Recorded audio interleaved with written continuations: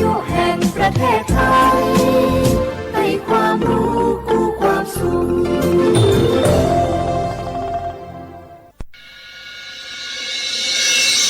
สถานีวิทยุกระจายเสียงแห่งประเทศไทยจังหวัดเชียงใหม่ AM 1476 กิโลเฮิรตซ์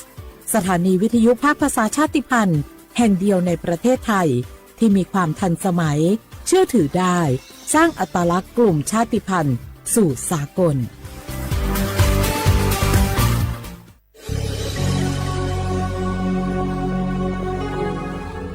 เกิดเป็นคนไทยเติบโตบนผืนแผ่นดินไทยจงภูมิใจในความเป็นไทยชาติไทยเรานั้นนับเป็นชาติที่มีความเป็นมาเก่าแก่ยาวนานเรามีภาษาวัฒนธรรมและมีสิ่งต่างๆที่เป็นเอกลักษณ์ให้เราได้ภาคภูมิใจในความเป็นคนไทยเราควรเห็นคุณค่าและมีความรักชาติหวงแหนแผ่นดินอันเป็นมรดกของบรรพชน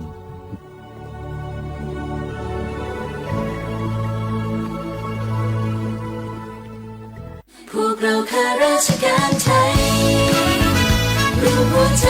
รับใช้ประชาชนด้วยความซื่อตรงที่ยากเย็นเพียงใดเรายังมั่นคงสร้างสรรค์สังคมเพื่อความสุขที่ยั่งยืนตลอดไปโอโบดาจ้าโอมิชเปอร์เหมือสุงคาปอกว่าย้อซงตูดูธรรมาสถานีวิทยุภาษาชาติพันธุ์แห่งเดียวในประเทศไทยทันสมัยเชื่อถือได้แล้วพบกันที่สวทเชียงใหม่ AM 1476 กิโลเฮิรตซ์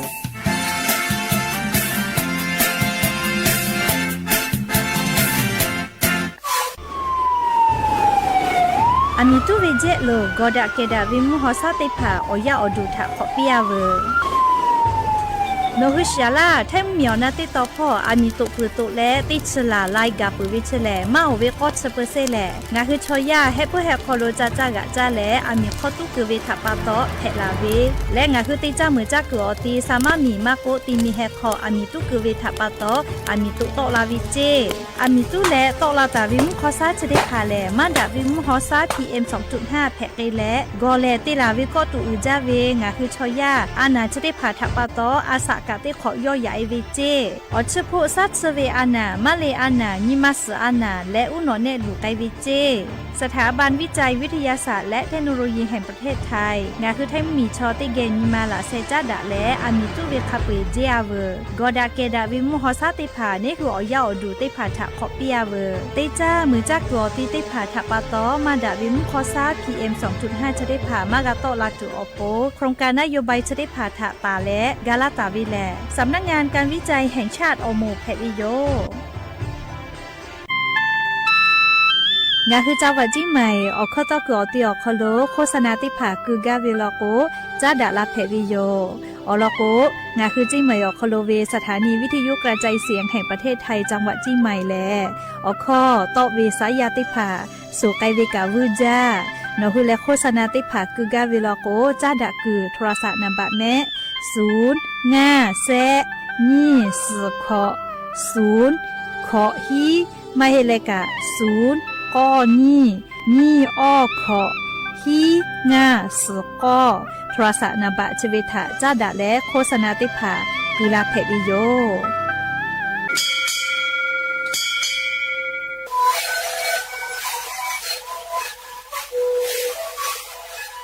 ชีวิตกูมันคือยาแก้เชื้อดีออกข้อแสดงและหุ่นข้อต่อเกี่ยวออกทีวีจังหวัดที่ไหนAM มาบาเต็งที่โอหาสิจิเกิดกิโลเฮิรตซ์เล่นเล่นหลอกเอาพ่อเอายาแก้เชื้อได้หน่อยกูและได้ชิ้นหน่อยเล่นเกิดไปเอายาที่มาดิใช้แต่แล้วก็มาดิชอบอะไรเล่นเล่นและหุ่นข้อก็คือดีและงานและหุ่นข้อก็คือสิ่งนั้นข้อโดนในดีโอ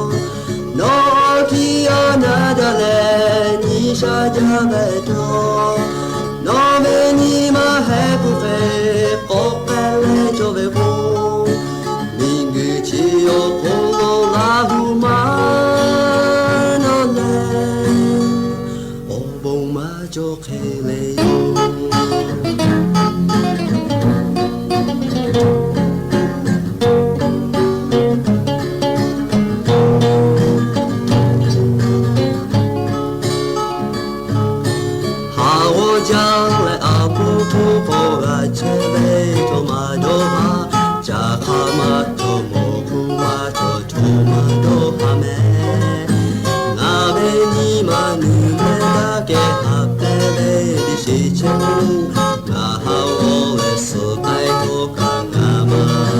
多哈梅哈托托哈我的托那托帕贝哟夏天呀米佩贝托诺托帕贝哟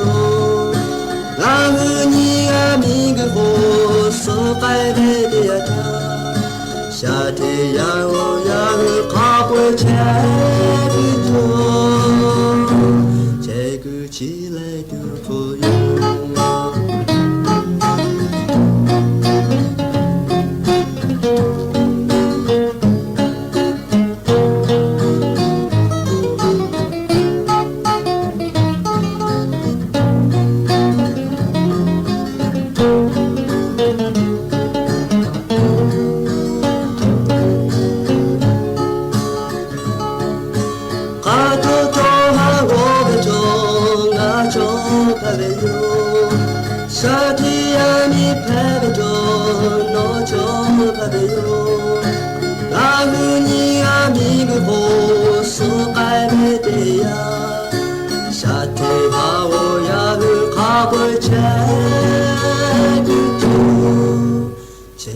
起来的朋友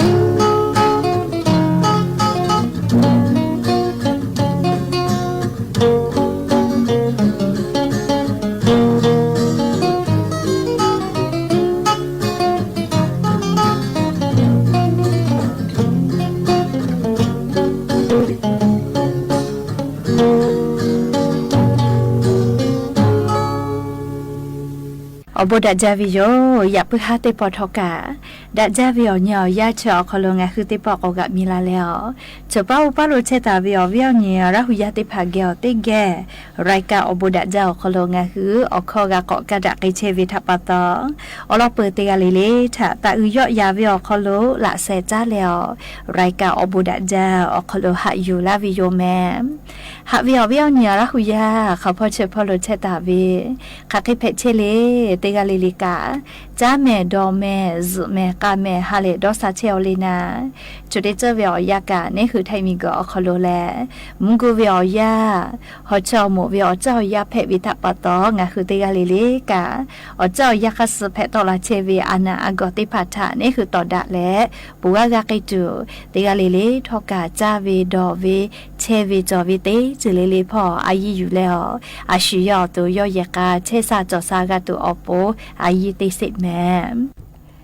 และยันยี่เวียยาแหล่ชิดิสอคอโลสเปขอนียันยี่แหล่เสหาปามาชาปอคอโลนีชิฮีนียูนีแพวิโยและจะขอทอการนีฮีนีชิขอขอมขอหาเวียเนี่ยราหุยาติเผาติฮาลิลิเวียยาฮินาริควายตาและก็นาริทักขกายติฮาลิลิงะคือลาหุคอไรกาอบุดะเจ้าคอโลลาหุคอตอไกเชวิโยวิทยุเรดิโอพอAM ติฮิโอฮัสชิขอกิโลเฮิรตซ์ไลพอปุตตะเลนี่พอเตพอ Facebook Fanpage สวทเชียงใหม่ AM 1476พอกะไลฟ์สดติดต่อไกเชียวอวิยเนี่ยละหุยาติภาลูลาเลติแกละหุคอพอนาเลอนี่คือละหุชอเจทาโอกาปิดาไกแพวิโยติกาติไลฟ์ติกาติแชร์ติกาติคอมเมนต์อาชิโยละหุชอเจอโปกาติเชวิทาโอกาปิลาแพวิโยแมหาเวียวเนี่ยละหุยาติเผามือมากากาวิเชเลนี่คือเชซาจอซาพ่อวิถาตีลูตีสิจ้าวิจิแม่เฮกว่าชุติกามือมากาวิเลี้ยมเผือสุมือกากามือมากาวิปาฮาจะเคกับผู้เชวิชอติพาชอเป้านาสิแม่มือมากาวิเล่คาเคติเลงะฮือตัวงะฮือกากูเวจิแม่ชูกูลาเตลากะมากาเลนี่คือตัวนี่คือกาเตวิเจจะราปะตอเลยานีเลซมือมากาเวกาพุเชเวปาฮาจอคอโลลิงะฮือตัวคาเคกาติจอเวออคาเซคาเคอยู่เวลาเลเลียวเวียเนี่ยละหุยาติพัทธะทุมาลากาวิยอม มือมากาวิเชเลเสยาจอวิโยอลอติยาลอโกเลียตาใจถ้ามือกามากาวิเลชป้าฟูอุป้าฟูใครเตียไม่เลมือมากาวินะเลนี่หมูติหมูลอโกเลียเสก็คือป้าตุลาโกมากอเราเว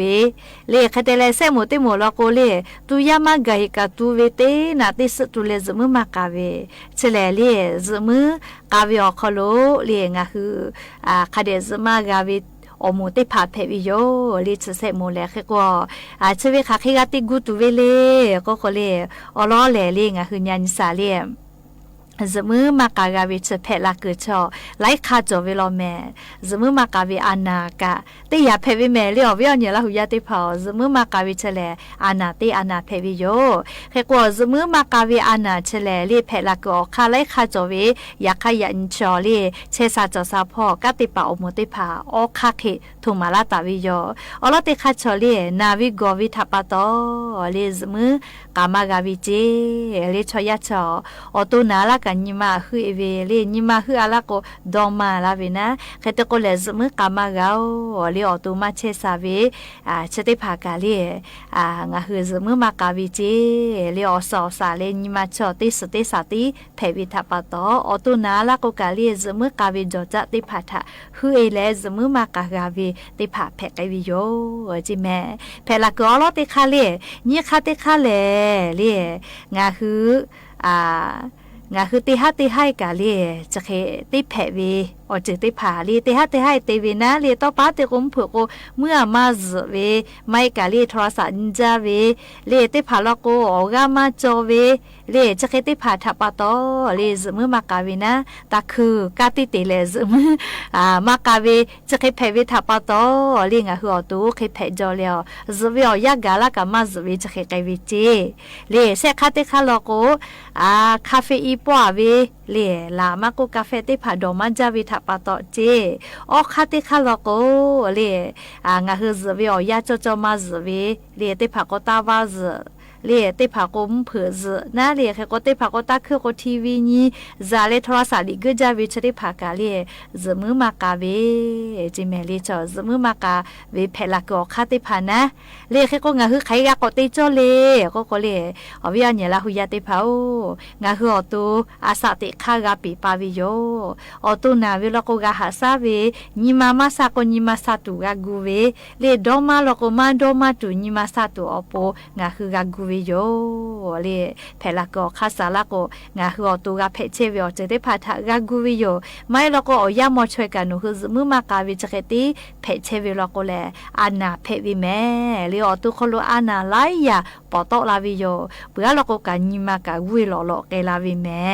เลเซฮาปาคุเพอลาโกเลเลงาคือเชซาจอซาพอคือลาวิเจเคติเลเลเชวิอคู่กาเลงาคือซมือมากาเวอเจจะได้พาทากูกาเกจอโปเผือลีอิกะชมาตาดอเจมาซุเสทาอิกะชมาอิกะกวยเวชมาตาดอเจเลคเตเลมาซุเสทาเลซกือกวยข้อโทรศัพท์ตันเจโทรศัพท์จินใจลโกกาซมือมาไกลาเวลอแม่ลิวโนเนกาติเตไกเวเลเจราปาโตเลงาคืออเจจะได้พากาปิปาวิโยตาวาตาซเลมเผือซเจเลตาวาซเจกุมเผือซมือมากาลาวิโยเลซเวียจอคาเดกาซวิโยเปือลโกกาเลงาคือแอลกอฮอล์ติผาลีคาเฟอีปอมาวิอเจติผาลโกกาจายอดอยอไกเจลีคาเฟอีปอวิอเจติผาดอยอไกจิแมกาแฟตินินแคดอเลซมือมากาวิจะไกเพวิลโกเลกาแฟติผานาเลดอวิยอไกปีเจเลชกาอยู่เวลาเลอวิอเนละหุยาติผาทางาคือมือมากาวิอคโลกับผู้กับเพวิอลอติผาอยู่เวลาเลงาคือละหุยาติผาทาจะเกชลาวิโยแมHãy subscribe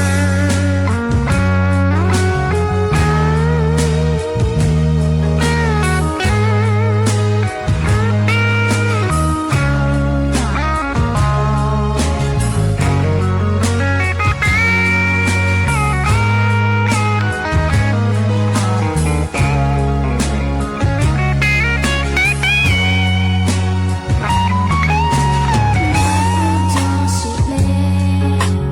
Gõ để không bỏ lỡ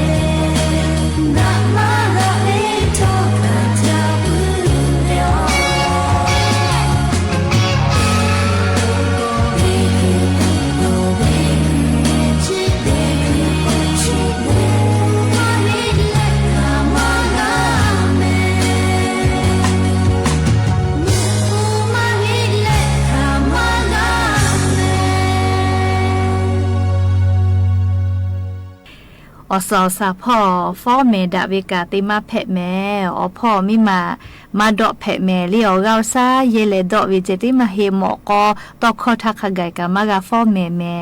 งาคือยามีมาทะหาซาตาเวอเลี้ยวค่ากฎหมายจอวิโยแม่เฮก็งาคือชอยาแลมิงก็คุโลอาสาติเชวิอยาติกาติเชมากาอเจกาจอเวจะรับปตติกาเลติกาตาฟอแม่ดะแม่ฮอขับปฏิภาลโกลีนิกันน่าจะวิเจติกามาฮิเลยามีมาทะกะก็ฟอแม่ปื้อเวเลเฮก็งาคือเยเสมาติพาเยกาจาวิทยาธาคเดนจากวิกะโชลาวิโยเลลาหุชมคก็เวละนอตินอเขงวยเวลโกกะตอบามากาเวคาชูเจเลงาคือเยกาจาพิจายายเวลโก น่าเลยงาคือ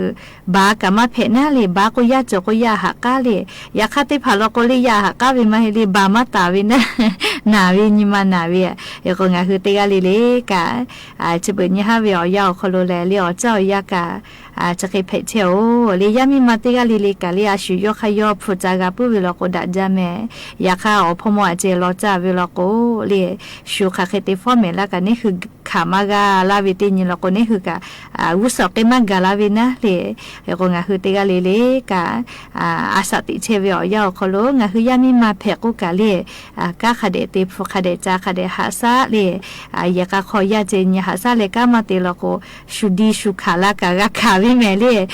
ยามีมาวินิมากาฟอเมจาเลยก็งาคือเตกาลีเลกาอาสติเชวิอยาคโลยามีมาวิอพคาเดแต่แลงาคือยามีมาติภากากาคาเดติจาฮอกขปาจาจาลาวิเจติตาโลจาเลยเตกาติเตจามาโลเมเลยเชเบนิฮาวิอยาเฮโกนิกาติเกลาเซจาเลยยกากาจากาดอตุอปูกาจูจาวิโยเมเลยยาปะติปอทอชลากะลาตุวิอลอซาตาติภาจคิมัยเจติโยเตกาลีเลกาซเมกาเมฮาเลดอซาปิเมอบูจาเม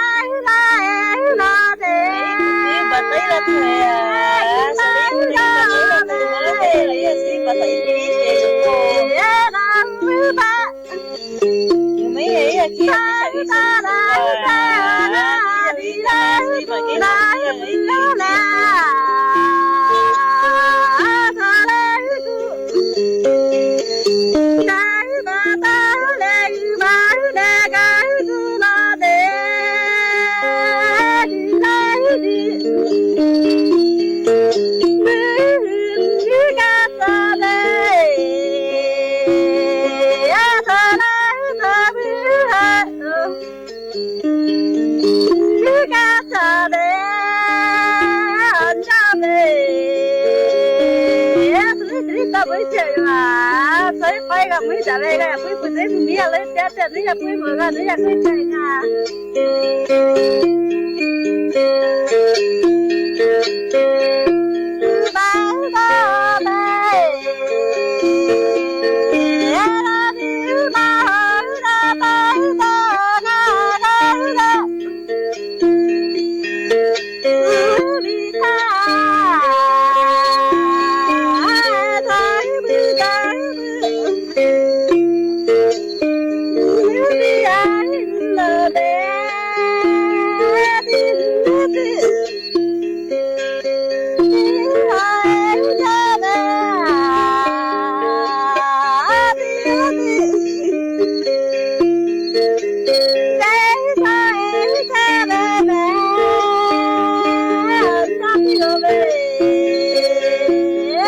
la ca nói cái là cái gì rồi cái này cái gì vậy thì biết tôi cái gì thì muốn nói cái gì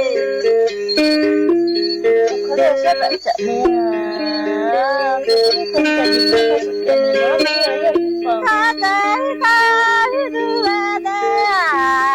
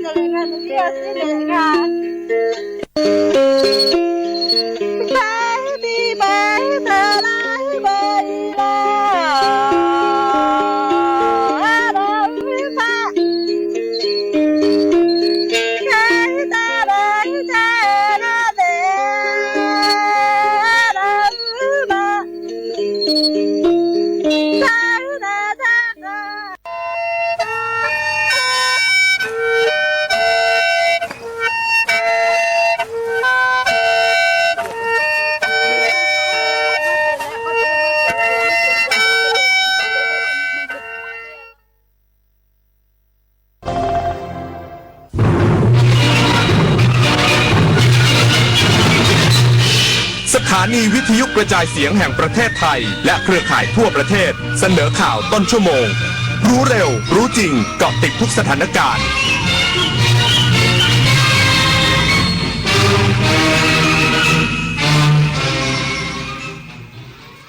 รับฟังข่าวต้นชั่วโมง 21 นาฬิกากับธราวุฒิวิชัยดิษฐ์ครับกรมสรรพสามิตสนที่กำลังกองทัพเรือสกัดจับเรือลักลอบขนน้ำมันดีเซลเถื่อน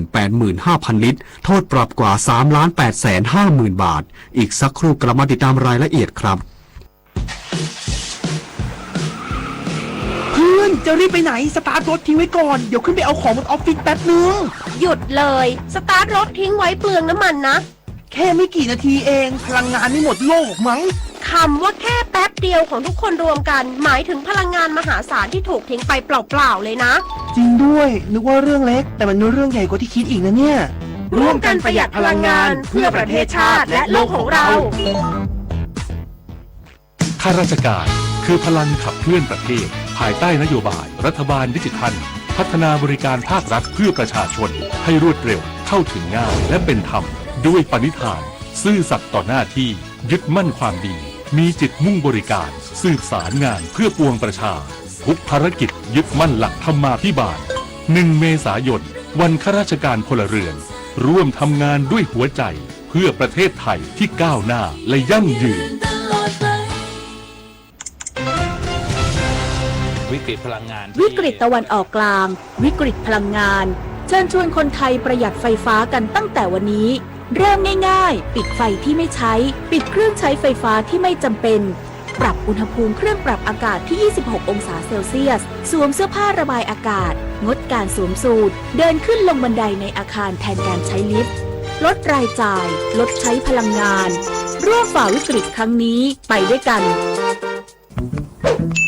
แกดูสิครีมตัวนี้เขาบอกว่าตบปุ๊บขาวปั๊บสวยเปลี่ยนผิวใน1 นาทีรีวิวได้5 ดาวเลยนะตื่นค่ะสาวขาวไวขนาดนั้นน่ะหรือจะเอาสารประหลอดมาแถมรีวิวที่เห็นน่ะรูปตัดต่อหรือจ้างมาทั้งนั้นอย่าปล่อยให้หน้าพังเพราะความใจร้อนเช็คเลขอย.และดูรีวิวจากผู้ใช้จริงในแหล่งที่เชื่อถือได้เท่านั้นจริงด้วยเกือบหน้าเยินแถมเสียเงินฟรีซะแล้วไหมล่ะจะสวยทั้งทีต้องมีสติไม่โดนหลอกชัวร์กรมสรรพสามิตสนที่กำลังกองทัพเรือสกัดจับเรือลักลอบขนน้ำมันดีเซลเถื่อน 85,000 ลิตรโทษปรับกว่า 3,850,000 บาทนายพรชัยถีระเวชอธิบดีกรมสรรพสามิตเปิดเผยผลการบูรณาการความร่วมมือระหว่างเจ้าหน้าที่สำนักตรวจสอบป้องกันและปราบปรามสำนักงานสรรพสามิตพื้นที่ชลบุรี2และทัพเรือภาคที่1กองทัพเรือในการเข้าตรวจสอบเรือต้องสงสัยบริเวณหน้าน้ำอำเภอสัตหีบจังหวัดชลบุรีเมื่อวานนี้โดยจากการตรวจสอบอย่างละเอียดพบระหว่างบรรทุกของเหลวที่ไม่สามารถระบุที่มาได้ซึ่งผลการตรวจพิสูจน์ทางห้องปฏิบัติการยืนยันว่าเป็นน้ำมันดีเซลผิดกฎหมายตามพระราชบัญญัติภาษีสรรพสามิตพุทธศักราช 2560 จำนวน 85,000 ลิตรเจ้าหน้าที่จึงได้ดำเนินการแจ้งข้อกล่าวหาแก่ผู้กระทำความผิดพร้อมเปรียบเทียบปรับเป็นเงินรวมทั้งสิ้น 3,857,640 บาททั้งนี้การปราบปรามขบวนการลักลอบนำเข้าน้ำมันเถื่อนอย่างเด็ดขาดถือเป็นการขานรับนโยบายของรัฐบาลที่มุ่งเน้นการรักษาผลประโยชน์ของชาติและสร้างความเป็นธรรมทางภาษีกรมสรรพสามิตจึงยืนยันที่จะเดินหน้าประสานความร่วมมือกับทุกหน่วยงานเพื่อสกัดกั้นการกระทำผิดอย่างเข้มงวดและป้องกันการสูญเสียรายได้ของรัฐอย่างยั่งยืนต่อไปปฏิพล สทัพพรหมารายงานผู้ประกอบการในจังหวัดลพบุรีจัดโปรน้ำมันลิตรละ1 บาทออกจำหน่ายเฉพาะวันนี้เพื่อช่วยเหลือผู้ใช้จักรยานยนต์ลดภาระค่าครองชีพประชาชนในพื้นที่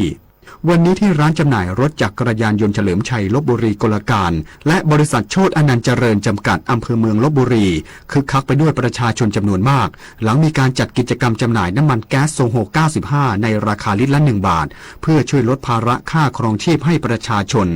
โดยตั้งแต่ช่วงเช้ามีประชาชนนำรถจักรยานยนต์มาจอดต่อแถวรอเติมน้ำมันโดยผู้ใช้รถจักรยานยนต์ที่มาร่วมกิจกรรมต่างแสดงความดีใจเนื่องจากช่วยลดค่าใช้จ่ายด้านพลังงานโดยเฉพาะกลุ่มผู้ประกอบอาชีพรับจ้างเช่นรายเดอร์ส่งอาหารและรถจักรยานยนต์รับจ้างที่ต้องใช้น้ำมันเป็นต้นทุนหลักนอกจากนี้ภายในงานยังมีการแจกอาหารและน้ำดื่มฟรีด้านนายเชิดศักดิ์ลิ้มทรงพรตกรรมการผู้จัดการบริษัทโชคอนันต์เจริญจำกัดซึ่งเป็นเจ้าของร้านเฉลิมชัยลพบุรีกลการเปิดเผยว่าตั้งใจช่วยเหลือพี่น้องในพื้นที่โดยเตรียมน้ำมันไว้ 2,000 ลิตรเฉพาะวันนี้เพียงวันเดียวเท่านั้น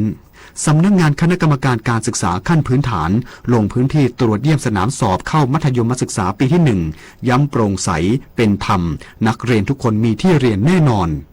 นายพิเชษฐ์โพภักดีเลขาธิการคณะกรรมการการศึกษาขั้นพื้นฐานลงพื้นที่ตรวจเยี่ยมสนามสอบคัดเลือกนักเรียนชั้นมัธยมศึกษาปีที่1ณโรงเรียน101วิทยาลัยจังหวัด101พร้อมเปิดเผยว่าในการสอบคัดเลือกนักเรียนชั้นมัธยมศึกษาปีที่1สำนักงานคณะกรรมการการศึกษาขั้นพื้นฐานหรือสพทให้ความสำคัญกับความปลอดภัยของนักเรียนและครูเป็นอันดับแรกและกำชับให้ทุกสนามสอบดำเนินการตามมาตรการความปลอดภัยและแผนเผชิญเหตุอย่างเคร่งครัดซึ่งจากการตรวจเยี่ยมพบว่าโรงเรียน101วิทยาลัยสามารถจัดสนามสอบได้ตามมาตรฐานอย่างเหมาะสมทั้งนี้สพทได้มอบหมายผู้บริหารระดับสูงลงพื้นที่ตรวจเยี่ยมสนามสอบในกรุงเทพมหานครและต่างจังหวัดพร้อมกันเพื่อกำกับดูแลการสอบให้เป็นไปด้วยความเรียบร้อยและได้มาตรฐานเดียวกันทั่วประเทศสำหรับนักเรียนที่ไม่ได้รับการคัดเลือกตามความประสงค์สามารถยื่นคำร้องขอรับการจัดสรรที่เรียนผ่านศูนย์ประสานงานการรับนักเรียนณสำนักงานเขตพื้นที่การศึกษาใกล้บ้านโดยสปท.ยืนยันว่านักเรียนทุกคนจะได้รับการจัดสรรที่เรียนอย่างแน่นอนศิรวรรณช่วยเท้ารายงานปิดไฟปิดแอร์เมื่อไม่ใช้ช่วยประหยัดค่าไฟลดการใช้พลังงานจบข่าวธราวุฒิวิชัยดิษฐ์อ่านรับฟังข่าวครั้งต่อไปเวลา 22 นาฬิกาครับ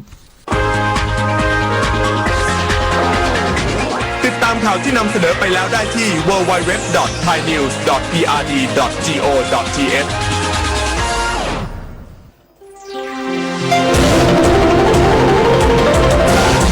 วิทยุแห่งประเทศไทยให้ความรู้กู้ความสุข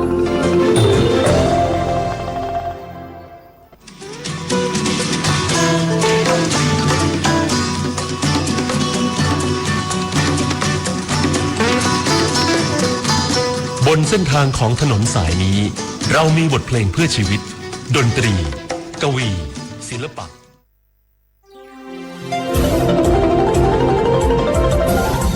วิทยุแห่งประเทศไทยให้ความรู้กู้ความสุข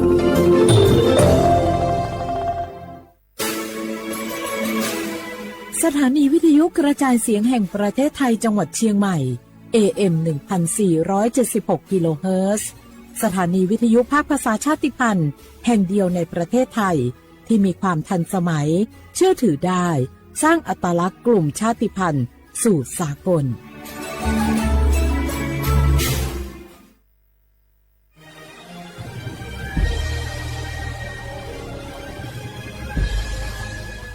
เกิดเป็นคนไทยเติบโตบนผืนแผ่นดินไทยจงภูมิใจในความเป็นไทยชาติไทยเรานั้นนับเป็นชาติที่มีความเป็นมาเก่าแก่ยาวนานเรามีภาษาวัฒนธรรมและมีสิ่งต่างๆที่เป็นเอกลักษณ์ให้เราได้ภาคภูมิใจในความเป็นคนไทยเราควรเห็นคุณค่าและมีความรักชาติหวงแหนแผ่นดินอันเป็นมรดกของบรรพชนร่วมภาคภูมิใจในความเป็นไทย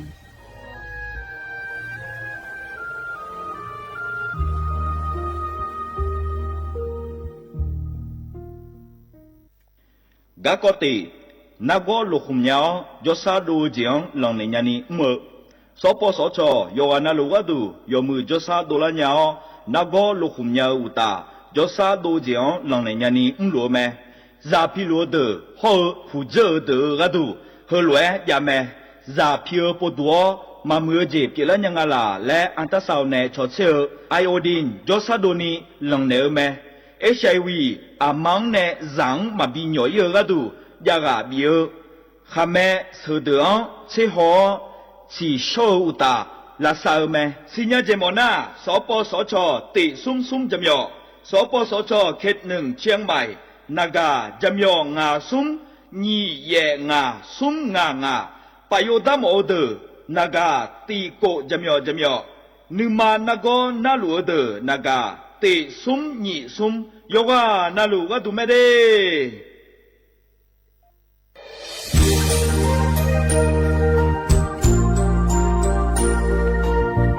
ไอเยเนียวที่ฟอลโล่กวนในทีมเชียงใหม่และขั้วเธออุฮาเลกะกอวัชมีจากะกอ PM 2.5 กะกอฮอลดามาเดไอเยนี้มีจาโดโมนะทกศูนย์อเมริกันและแก้ไขปัญหาไฟป่าหมอกควันและฝุ่นละอองจังหวัดเชียงใหม่ละคือนากาซาโบจำยองาซุมตีนีเย่จำยอเยียงจางเลยยังไม่เดแกมาเมื่อฮอปาย้อนยุ่มได้ยังอาเดเย่เนียวทกปชอยมีจาอุฮาเลฮอเนพีเอ็ม2.5กะกอฮอลูดาอากะกะมาคาทกแอปพลิเคชันไฟดีและคัวปาเนออนุมายานะมีจามาบิเคเจเดอันอายามก็ดูนะคอนี้อันตีบาลาติเสียในอันสมเชติบาลางาซีอะคนนี้พังหายาโกช่วยกันนี้อาส่วนมาขาจะบ่อนายย่อไปยุบ่อยเจเดเหมือนในสำนักงานประชาสัมพันธ์จังหวัดเชียงใหม่ในที่ฟอลโล่กุมอมือดาลานยานีทีมเชียงใหม่และขั้วเธอที่ฟอลโล่เกิดดามาเดเธอมีเนทียิที่โปกาเนือกามาพาย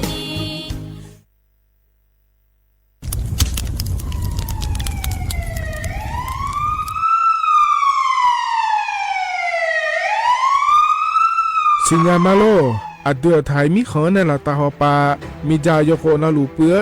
บ่ชอที่ยับยุ่มแลก็แงกวยเชบยุ่มกะนี่มีอันนี้นะช่อหาในอะหุมโปยามุงเอาอย่าเผลอๆแล้วในอะดัวบ่เขอในโอเยหุมามีจาเขอมีในอูเฮหาและ PM 2.5 เธออัดเดือช่อหายายีที่โคนุ่มเลงาเจเดสาปอนาลามาเลเปียลานึมานากอเปียลาในอุดุมอินุมขอเดลางาเจอเดือไทยช่อหายกานาลูกุมเน มีจาทาเคเดมือละเนสายเหมืออเดือยาอุปาอุมังบีแดญญาภาเธอกะโครงการจัดทำนโยบายการเปลี่ยนแปลงการใช้ประโยชน์ที่ดินเพื่อบริหารจัดการ PM 2.5 และขั้วปาแหนที่คอหลวกุมะแหนเหนือแหนสำนักงานการวิจัยแห่งชาติพปาแหนจากกาเงาเด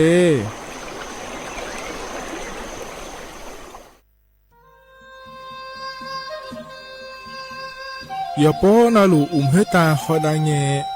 อุเฮฮาเล PM 2.5 เฮมีดาลางาเลสีลางาอาดูมาเนจังเงดเจอปะปะกัวเงเจมีจาเคมีเนเฮดดตอลูชัวยามอดดลาเนมัวฟาเนียมามึงาเดเมียนพีลาขบยานาลาฮอเนสากอพปานกอขวานีเปลายังาอาดูมาโยกานาลูกุมะเนมีจามาเคนีโยฮาเนยับมุเนยับเพเลเธอโลไถในเฉเนปุยเกมีจามีกาพี่เพราะเนบอชอมยาลานีอาบอที่ฟอลเวเขาที่ฟอลเวกุมะเนมีจาตาเคเดเหมือเนโยฮานาลูเวอยู่เหมือนจะซาโดนีจอนยาผาเหมือเนสำนักงานประชาสัมพันธ์ที่3กรมประชาสัมพันธ์พปาเนจากกาเงเด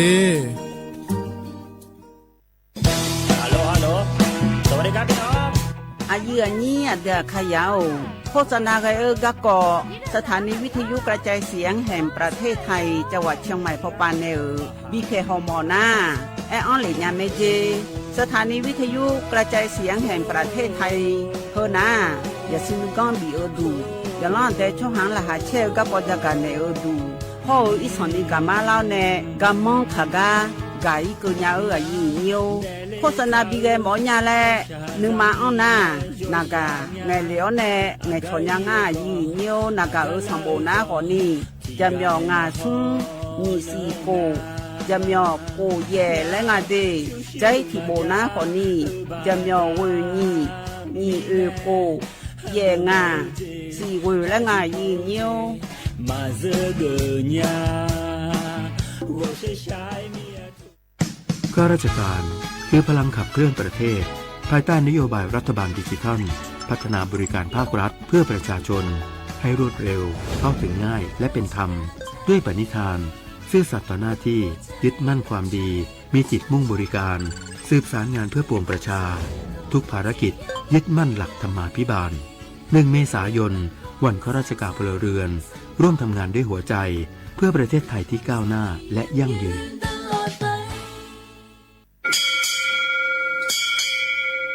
โอโบดาจ้าโอเบชเปอร์เหมือนสุงคาปอกว่าย้อจงโอดูธรรมาสถานีวิทยุภาษาชาติพันธุ์แห่งเดียวในประเทศไทยทันสมัยเชื่อถือได้แล้วพบกันที่สวทเชียงใหม่ AM 1476 กิโลเฮิรตซ์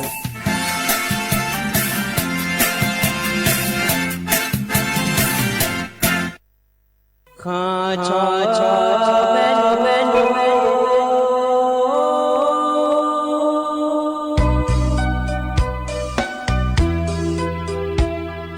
ร้านยี่จอปูเลงดอกเวทุยอาคาเบร้านยี่จอโมเลงดอกชอยอาคาเบชอพามาสีจอชาโล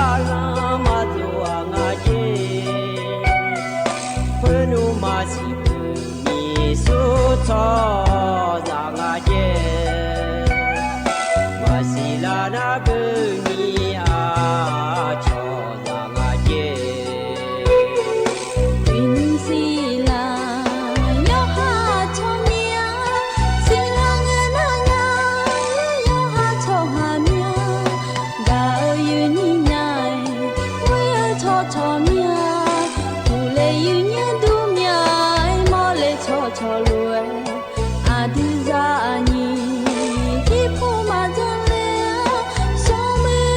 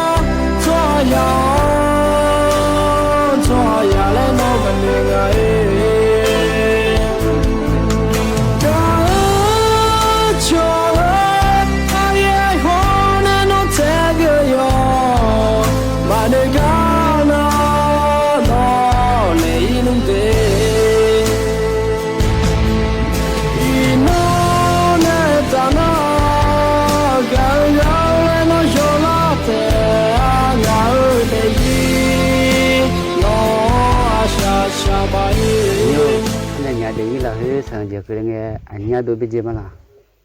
ado anya nya de yi lo be na sang je kre oni anya do be ma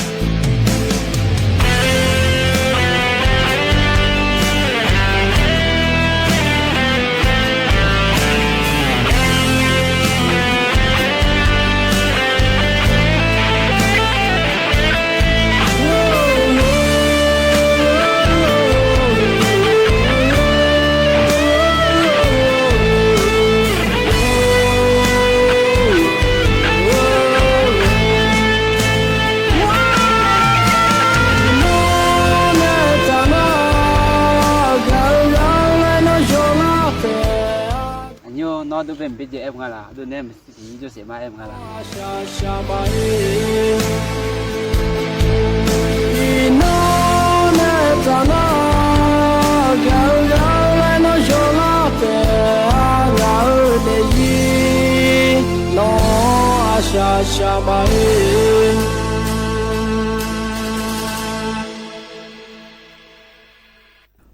lo ya như đồ cha ga cha ji hum ji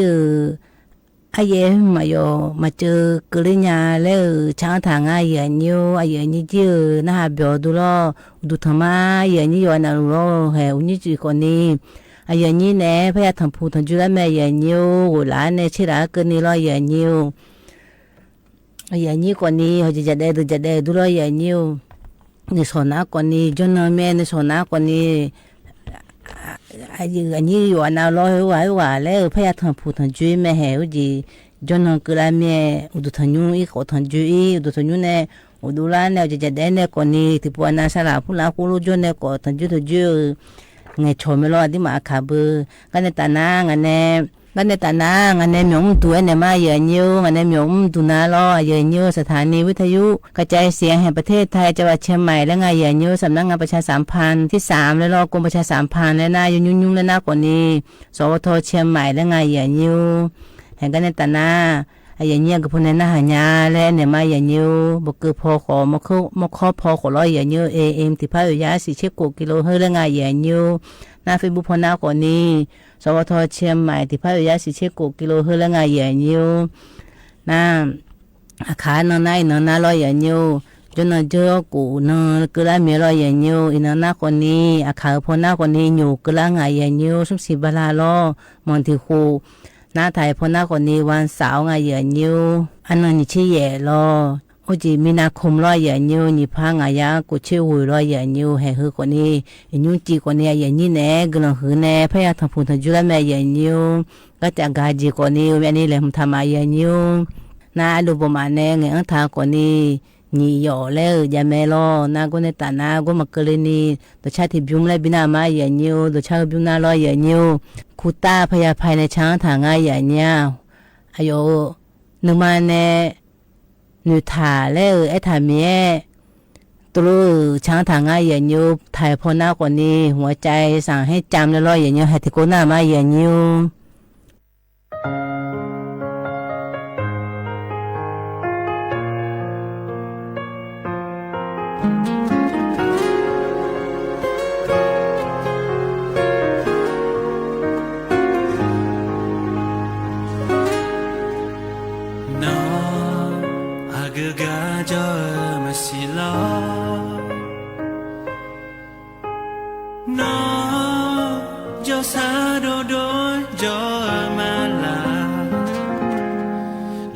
ที่แช่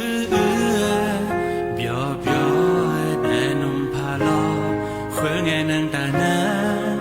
nga ba tia ta hello jo ma ayo thi ga khwe nge a nya ne ga thu lo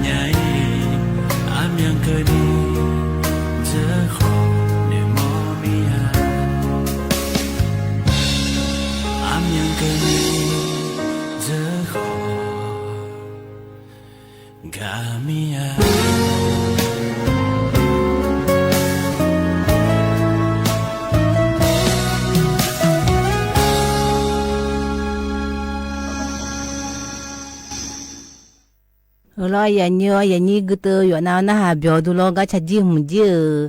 thầy phong này bù thà naหัวใจสั่งให้จำแล้วกูตาในช้างถางอ่ะya nhớกันในตาหน้าจะกาจีเลยเลยมทากาไอ้เนี่ยมากำน้าlo ya nhớมินนอบาอดีมาแล้วติโปแล้วเนี่ยมาya nhớจีบุหรี่ไฟฟ้าแล้วคงya nhớบุหรี่โดเธอหูจีไปโยโย่เธอlo ya nhớไปโยโย่ยาหอมเกินเนี่ยà cho phải phá bọn này cô rồi cứ khai này cho anh thái này lo vậy nhiều có ít chủ phụ là hơi có anh thái này mình đi có mà lâu nhiều cho anh thái hơi lo vậy nhiều một đôi đi chuyển ngay chơi vậy nhiều chỉ là chuyển ngay vậy nhiều cái vô chuyển ngay là anh này mà lo cái bà ở na lo vậy nhiều hôm ba sắm món cái từ lên nung cái từ đi chơi ngay chơi vậy nha hơi có hơi lo อาจีจังเอน่าลอยอย่างยูจีฮัลโหลเฮก็ปานิโคตินเฮก็ปาละเฮนิโคตินแล้วคงง่ายอย่างเนี้ยก็ปาอดีมาบิญญาเล่พายแล้วจังถ่ายจีแล้วสูงก็ปาเบลาหุ่มลอยอย่างยูก็ปาหุ่มหน้าเสพติดแล้วคงง่ายอย่างเนี้ยหยอเล่แล้วหุ่มไม่สอนหยอเลยหน้านิโคตินหุ่มยอดีช่วยง่ายอย่างยูหน้าฮัลโหลอยู่ฮะนู่นคนนี้มันนุทานยาเจอย่างเนี้ยน้าฮัลโหลนุทานยาจีคนนี้อดีมาสมาธิหัวสมาธินู่นเลยเจอย่างเนี้ยหัวเราน้าอดีมานึกมาเธอเทช้านึกมามือนึกมาเพลาอยู่ที่ข้อมงานเจอย่างเนี้ยน้าเล่นหนุ่มก็ตัวฮัลโหลอาชอบพัฒนาแล้วหัวมาพัฒนาอย่างงั้นลอยอย่างยูก็หุ่มเนี่ยนิโคตินหุ่มเนี่ยบิลาโจทามีลอยอย่างยูน่าอยากกูอยากในภาษสูน่ามันเจริญอย่างยูเล่สบุจพอมาพาเลี้ยงอย่างยูเล่อยากสิจงก็จพอน่าเล่มันในเมืองเทถากดดวงรอน่ามีพอคนนี้เล่มาพาหมองก็ไปสมองเฮอจืออายุมาพันเล่งเราจ่อยเล่ไม่ได้เฮอจ่อยอาเจอย่างเนี้ยน่ามลิโดน่าคนนี้มอลน่ามามือคือตัวน่ามามือแม่ตัวนี้ก็บุหรี่ไฟฟ้าแล้วน่าที่ปอแล้วมาพามือแม่อย่างยูนิโคตินแล้วน่ากุตุนยามอแล้วน่าลอยอย่างยูเฮก็ไปยาโหอาปะเฮลอยอย่างยูเฮก็ไปมาลน่าก็ไปอันทำเจอย่างเนี้ยน่าถึงมีเนยาโหอาปะอาจีเฮลอยอย่างยูเฮก็ไปเฮน่าบุหรี่ไฟฟ้าเธอบุหรี่ไฟฟ้าแล้วไงอย่างเนี้ยแล้วมีจะมาแล้วมีดีนะมาติดดูเนี่ยแล้วสุญญาจีเฮลเฮก็จะแพ้จังทำงานเจอย่างยูถึงมีเนแล้วบิยาเล่พาช่วยยาบิยาเล่พาแล้วก็อาจีเฮลอยอย่างยูก็ไปลาอันทำเมียสมองก็ตัวเล่นหนุ่มก็ตัวมาพามือมาเจแล้วที่ปอมาพามือนี่ลอยอย่างยูเธอที่ปอสุดาเงยลอยอย่างนี้ที่ปอเล่สุดาเงยอุบาสีผู้ละเลี้ยงเนี่ยปอผู้ละเลี้ยงเนี่ยสมองเธอเลี้ยดีข้องมาเจอย่างเนี้ยเช่นนาทีห้อนี่เช่นนาทีเขามาเลยมาเจเลยน่าแล้วอายุมาก็ป้าหัวก็จีเธอลอยอย่างยูอายุมาโดน่าละหาเชลตุที่จิกาเจอย่างเงี้ยเบบงโดน่าเราเทเหตุนักคนต่างอายุมาอยู่เบบๆแล้วก็เลี้ยงเราอยู่อย่างยูดงจ้าสนุกสนานเลยจะหนุ่มเรามาเราหน้าเทเหตุตัวบีปิเลยเนี่ยเราอย่างยูบีฮาเล่แล้วเราน่าโดน่าคนนี้ฮูบาอดีมาเล่นนุ่งเลยอันท่านเนี่ยที่จิมาพาก็อาจีเฮแล้วเลยอันเมียก็ป้าบุหรี่ไฟฟ้าจังถ่ายเฮลอยอย่างยูก็ป้าอีจูเฮบาสมองก็ป้าเล่นนุ่งเลยอันเนี่ยลอยอย่างยูถึงมีเนี่ยลาจอดีคงาแล้วไงอย่างเงี้ยก็ป้าดูลอน่าให้แล้วมดูพวกคนนี้อดีมาหัวใจเฮแล้วทองยดีคงาเจอย่างเงี้ยทองแล้วที่ทองเฮยควายเจความดังแล้วสิวความดังของคนนี้แล้วยกูแล้วก็แล้วเจอย่างเงี้ยน่าจะมีเนี่ยหล่อเลือดเฮลงหัวใจเธอยังไงอย่างนี้น่าจีก็ไปละจอจีเนี่ยไม่เจอย่างเงี้ยถุงลมในปอดแล้วงานเราให้เวลาจอจีเนี่ยไม่เจอันนี้ก็ไปนี่โคตินแล้วให้ผมลอยอย่างนี้ให้ผมแล้วสู้อังธนาละจอผมยกูเลยถ่ายเจอย่างเงี้ยจีเราดูเลยไม่เจเฮโรอีนแล้วโคเคเราดูเลยไม่เจถึงล้อเฮโรอีนเธอดูล้ออันนี้มาสารเสพติดแล้วเธอติดก็เราดูเลยไม่เจอย่างเงี้ยน่าเธอคนนี้อายุมาเธอมาโดนนี่ปีน่าเราอย่างนี้เลยแม่เงยจ้อยมาจังไงมาปุ่มยังไงจ้อยอย่างนี้นึกมาเพลาเฮเลมาซาโคโลเจอย่างเงี้ยน่ามาซาน่าคนนี้เฮ้ยมึงกะลามจีสันนี่เราเข้ามาอิสันนี่ยันหนักแล้วบุทางอย่างเงี้ยก็ปานายันหนักแล้วน่าคนนี้อิสันนี่แล้วเราอิสันนี่น่าจะมีเนี่ยเธอมาโดนน่ามาซาเวลาเจอย่างเงี้ยมาเธอโดนตีน่าเบี้ยคนนี้ถึงน้ำมาพับเบี้ยยังไงมลิโดดูลูกมาดูอะไรอันนั้นนี่โยแหงอย่างนี้ก็มันนะถึงไม่แน่เฮอดูเล่นหนูมามือแต่บางพังงานมันเลยคนนี้พับปีละยังไงเสียอย่างนี้เธอรอถึงไม่แน่มาดูจอยดูนะมาดูของอาดีแต่ก็บุหรี่ไฟฟ้าแล้วมันน่าดีดูตีดูนะโยโอแล้วม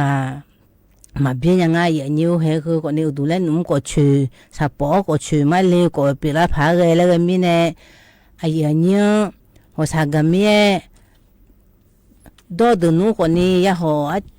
มาเบี้ยยังดูนะคนนี้เธอดูมาหยอเลยนี่อากูจีดูละแล้วเธอจีเด้อ อิสนีมาช่วยดูดูดกอาจีเจือบิกาโออีลอยอย่างยูเฮ้คนนี้บุหรี่ไฟฟ้าก็คงอาอย่างยูก็ในตาหน้านี่ก็ที่คนน่าลอยอย่างยูก็น้ำมาเอ็นนี่มาเรียนอย่างยูอยู่ในยาเอ็มอยู่หาอย่างนี้อยู่อันนั้นล้อเล่เจเน่มิจะมาคืนบิกาโออีเรื่องอะไรอย่างเงี้ยเฮ้ยอยู่หาคนนี้همพูดละขจานลอยอย่างยูอยู่หาคนที่จานก็บีเลยหูจีสิดาก็บียาลาเลยนะอยู่หาอาเซียลูจังเงดเจตลอยอย่างยูหูคนนี้เฮ้ยบีเจอิงลอยอย่างยูอยู่หาเนี่ยอาเซียบอกอาลูคัดหากาดเพงก็บีเจนะคนนี้กูรู้จังนะอยู่นะกูจังนะลอยอย่างยูมิใช่มือลาเลยเจอย่างเงี้ยมิใช่มือลาเลยนะคนนี้อดีมาสาวงายมือจิตยาวมเจอย่างยู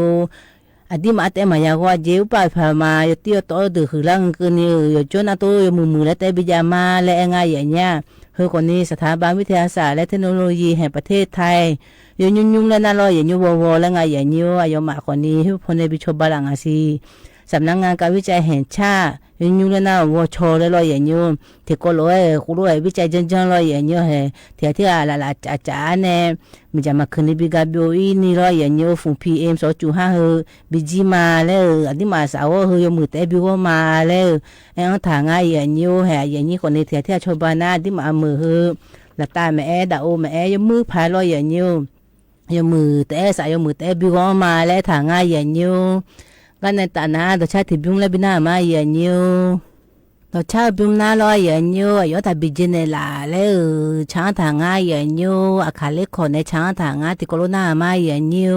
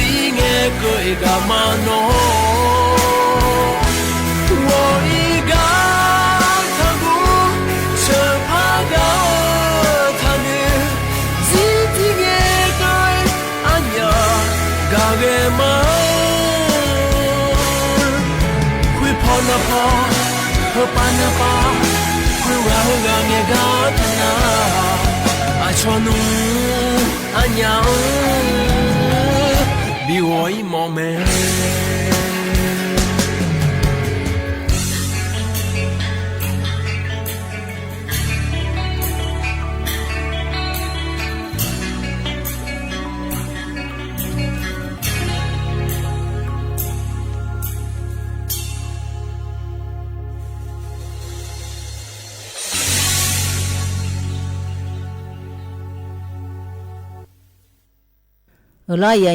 ni jina byo du lo ga pa ayo ta bi jene la le chang ta akale khone chang ta lo ya nyu yo na byo du lo ga ne ta na lo ya nyu go pa do ba ma ne hu ji nge ta ga bi na ma ya nyu to ko ni pye le gu na hu ji go pa su he ni che wo ho sum che he别来古后那嘛，爸爸说么的人女的，阿姐讲嘞那，那妈妈讲阿姐人女没说过那妈妈讲阿姐，那妈得嘛讲阿姐，伊啦啦后，后来有嘛姐，有哈人女个，是啦嘞个嘞，哎安头咯人女的婆嘛讲啊嘞，有时个爸个安头后，罗嘛拍呀讲啊嘞，爸爸说嘛嘞，家里面别来古那。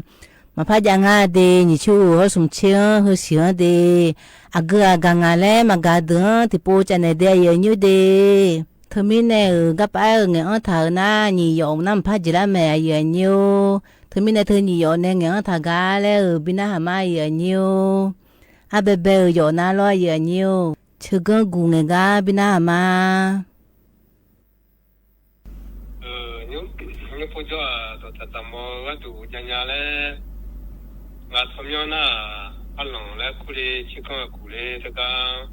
ona kya khale khukan tabu avion ka phume so chawa chila la pejo le nga ga bo ta nga sa chikon ku ga tu bo ta ga tu taka le de ma yo ji yo le mo taka ga tu ga ba honem ji yo tabu avion phume so chawa chila la pe so se bala chin che chinge no bi ku jo ne这些年，这有可能要把咱们的嘞的小吃干部的，还刚刚做的，像起来搞呢，比如个么面嘞，用把咱嘞两头那你要还没做点么个，忙没做，老没好做，老不没好做米呢，刚那个朋友一个头嘛，是点马路呢。ที่โตขอยุดาธรรมะขอยามโมตัวยามโมงอะไรเขาจะตัวมึงน่ะมันมันยามีเนี่ยมายามโมตัวมันพิการเลยนี่สถานีจงชิมาร์กาลูกาจงกันตัวจะพิการเลยยุคก่อนเนี่ยสักเรื่องที่ถึงเมนูก็ดูเลย我那我听事情那比如个多嘞，那个嘛，那个全部那你要家苗也的为送也送啊嘞，你不听不那你家苗过的你家苗那个种那蛤蟆毛的那你要。你不同里那个嘛有你有那路的，你呢？我那路那么高呢，不在里嘛嘞有的，人家家嘞，这个忙活呢有的好，其实只要呢，那上这个有个那，好了那个多啊。我头东我都那我还没弄破台木破旧的，连路他妈嘞，这个嘛，你呢？现在那就想怎么家来咯？那把那不破那有的哦，你哦，那不破那有的那老婆，一直呢，老的做的原因或者呢，那就呢破那可乐光的破呢，那怎么来了种破呢？我去看破呢嘞，人家那有的哦。没有感觉，我就都嘞，就那拉住那拉那哦，他你看我家讲到没有去那，我估计没弄个太破旧路的，那个拉那，没弄，后来嘞呢，头火做，没弄破旧的，就干嘛的嘞，那个嘛的。sang gu le chang thang ka bina ma ye nyu du tamade ya ni yo na luang hangana asang gule na asang gu menu don ta ga ma de wati ye ane wati wiong be asang gu me bobo ma le o ke o za ma de ku ba ga jo kan le ku ga wa dong bo za im bo ma de na wa dong ga dong ma sinyal de na ko nga jo ga tola sa tola nyame de bo to na ko ni jamyo ye u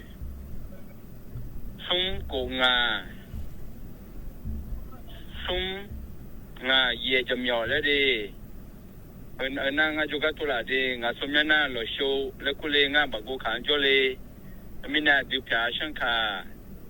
ame popo zama le o ke kula mina yoga na luan sa gama de yoga na lu magana ko tia tia sa ganne ne wati ye usibala ambe zuma de wati ye ne wati guyome de yoga na lu tia tia sa ganne la ke de yoga na lu gla ma ngana ashan lungxie payuma de ashan gula na yoga na luang pucho ma de lakne la de lo ye nyu ka pa chang tha hu ni byung ka jila ko ni yo na ha ne ma ga dun na ma ga dun le ya cha ne me ye nyu ko ne ta na ho nge ba do a kha do chang tha ga na ha de ye nyu de ti da na ha mo du lo gam na hala ho ya la ma ga ko nga ye nyu thì cô lô na đa ma你这几把讲好像嘛着了，你找到的就就那有几那出版讲啊几，好像那嘛的，好像那嘛那么出版讲了喏，有几那就好像啊几，我把了伊，你也来说明哎来讲了我讲了，你也来说有几那，别就那了说明哎了伊，有几么那。nó là cái gì mua trái ở đây đó, nó là cái gì mua trái ở đây bị nè nghe không vậy, chỉ nó bé đẻ nó là sầu bị nghe hà la đấy, chú chỉ nó lên chứ, chú chỉ nó lên na chỉ giống như giờ này nhiều là sản phẩm lên chứ, lên chứ, hà la đó ở trong này, nó tiếp vào phu họ im chứ, cho nhau lo, nó lên nhiều nè, là nó hư là đủ, khó hà là lê niệm chứ, thì cho, thì chỉ vậy, thì mi chơi là, thì mi vậy, 七岗长了，哎，那么就提起的七都长的还拉头，提米的七脚长的七岗长的还拉头了，那西中家还铺了药，还没来鸟了，西中家新的堆了那么的，米那了，那哦，我的啊，后来都考下了，啊，这七都长的米啊，正好长一个。啊对啊，哦，几面啊对，老河对老河，这真不中面来，你话就那来吧了，我那一头那要我不咋那，我就上下铺呢，然后呢，啊你才中去呢，啊，然后那吃么我就那吃么个那，哦老嘞，哦嘞，米哟。喝了都来烤拉嘞，天气得一切都唱米哟，天米啊路吃刚醉，喝了都来烤拉嘞了，还不了，天毛有一。阿莫了第三年没有了，是怎么着好？是呢都没有了，才俺家有了一下你才啊，那好像老妈说，那俺家就挨那头了啊。啊，提脚啊路，车毛生意，提路啊路，车子追，没有了，这样子，哎呀，回来了，提脚提米的，车都成啊，提米的车脚成啊，提脚的车毛成了，哎，这样子你知了，提毛啊路，车啥的了，这样子，提毛包都车啥的了，这样子，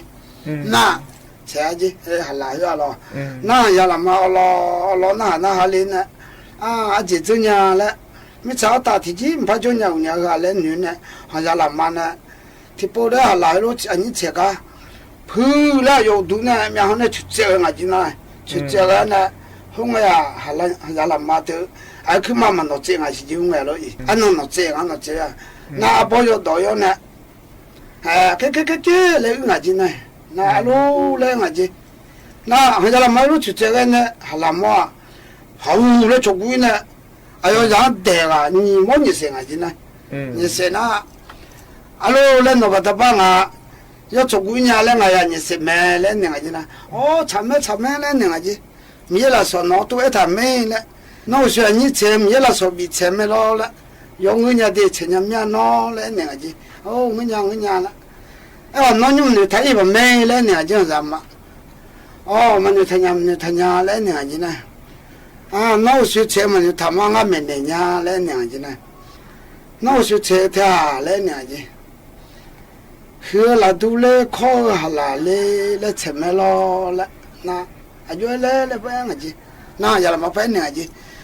哦，米肉。喝了都来烤哈啦嘞，天气得一切都chan意，天米啊路吃早醉，天马乌一吃啥得了，吃忙个路了，哎我就那个忙个嘛了，哎娘子呢，啊，是怎么着好，是你的米哟。才忙个路了，我妈来娘子呢，吃得吃都长啊，阿米要包着啥的，吃都得吃肉酱啊，阿米要包着啥的了，吃没了来娘子，我妈来娘子，天妈我吃啥包啊？吃啥帮啊？天毛嘴米肉了，吃闹了娘子，我妈来娘子，他面弄你些茶来娘子呢，啊，那吃下帮我提莫醉了，阿米要不要在了哎对了，哎我买了那去，他们呢提莫我们比较人对了，阿米要不要在那在都那要在家了那去，哎都要家路了，他们呢提莫的比较，车莫帮我为莫就这样那了对不对？他们呢提莫的这一面，他们呢对呀就有经常做伢就，我们那。然后车莫不车下的那，提莫的为着抢为都抢了伊，车都抢他们那么的呀，基本做伢就得了，那家嘛来出发就得我都看了，啊，等那个几没。lo ya nyu gam ji hala ho ya la ma phula aya ni ko ni na byo du lo ya nyu he ga ne ta na aya we ji kra me khaye cha thim le pha bina ma ya nyu khaye cha gam na lo ya nyu ayo bu ne facebook pho ne so on le nga ya nyu ayo bu am po le chu po nga de ba phu na sen cha ne số lượng ngay ở nhiều ngay ngày là nào còn đi thằng sao mà đi ngay còn đi cái tận nào vậy mà tụi thằng mà vừa nào cứ lần mà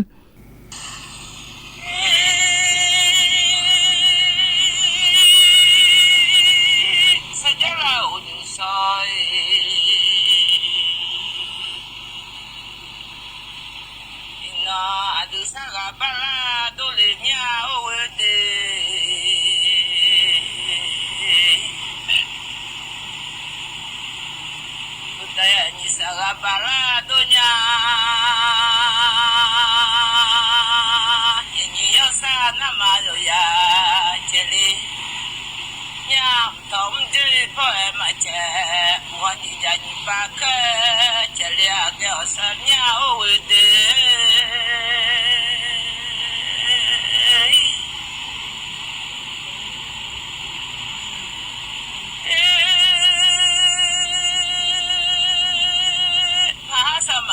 mi je jo jo le sum du chang lo mia o we de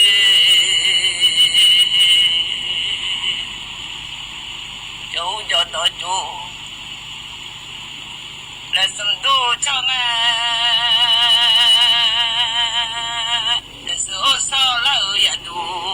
ma do le nya le mi je nga ti ga sa mia mi je ma bo le jo nga de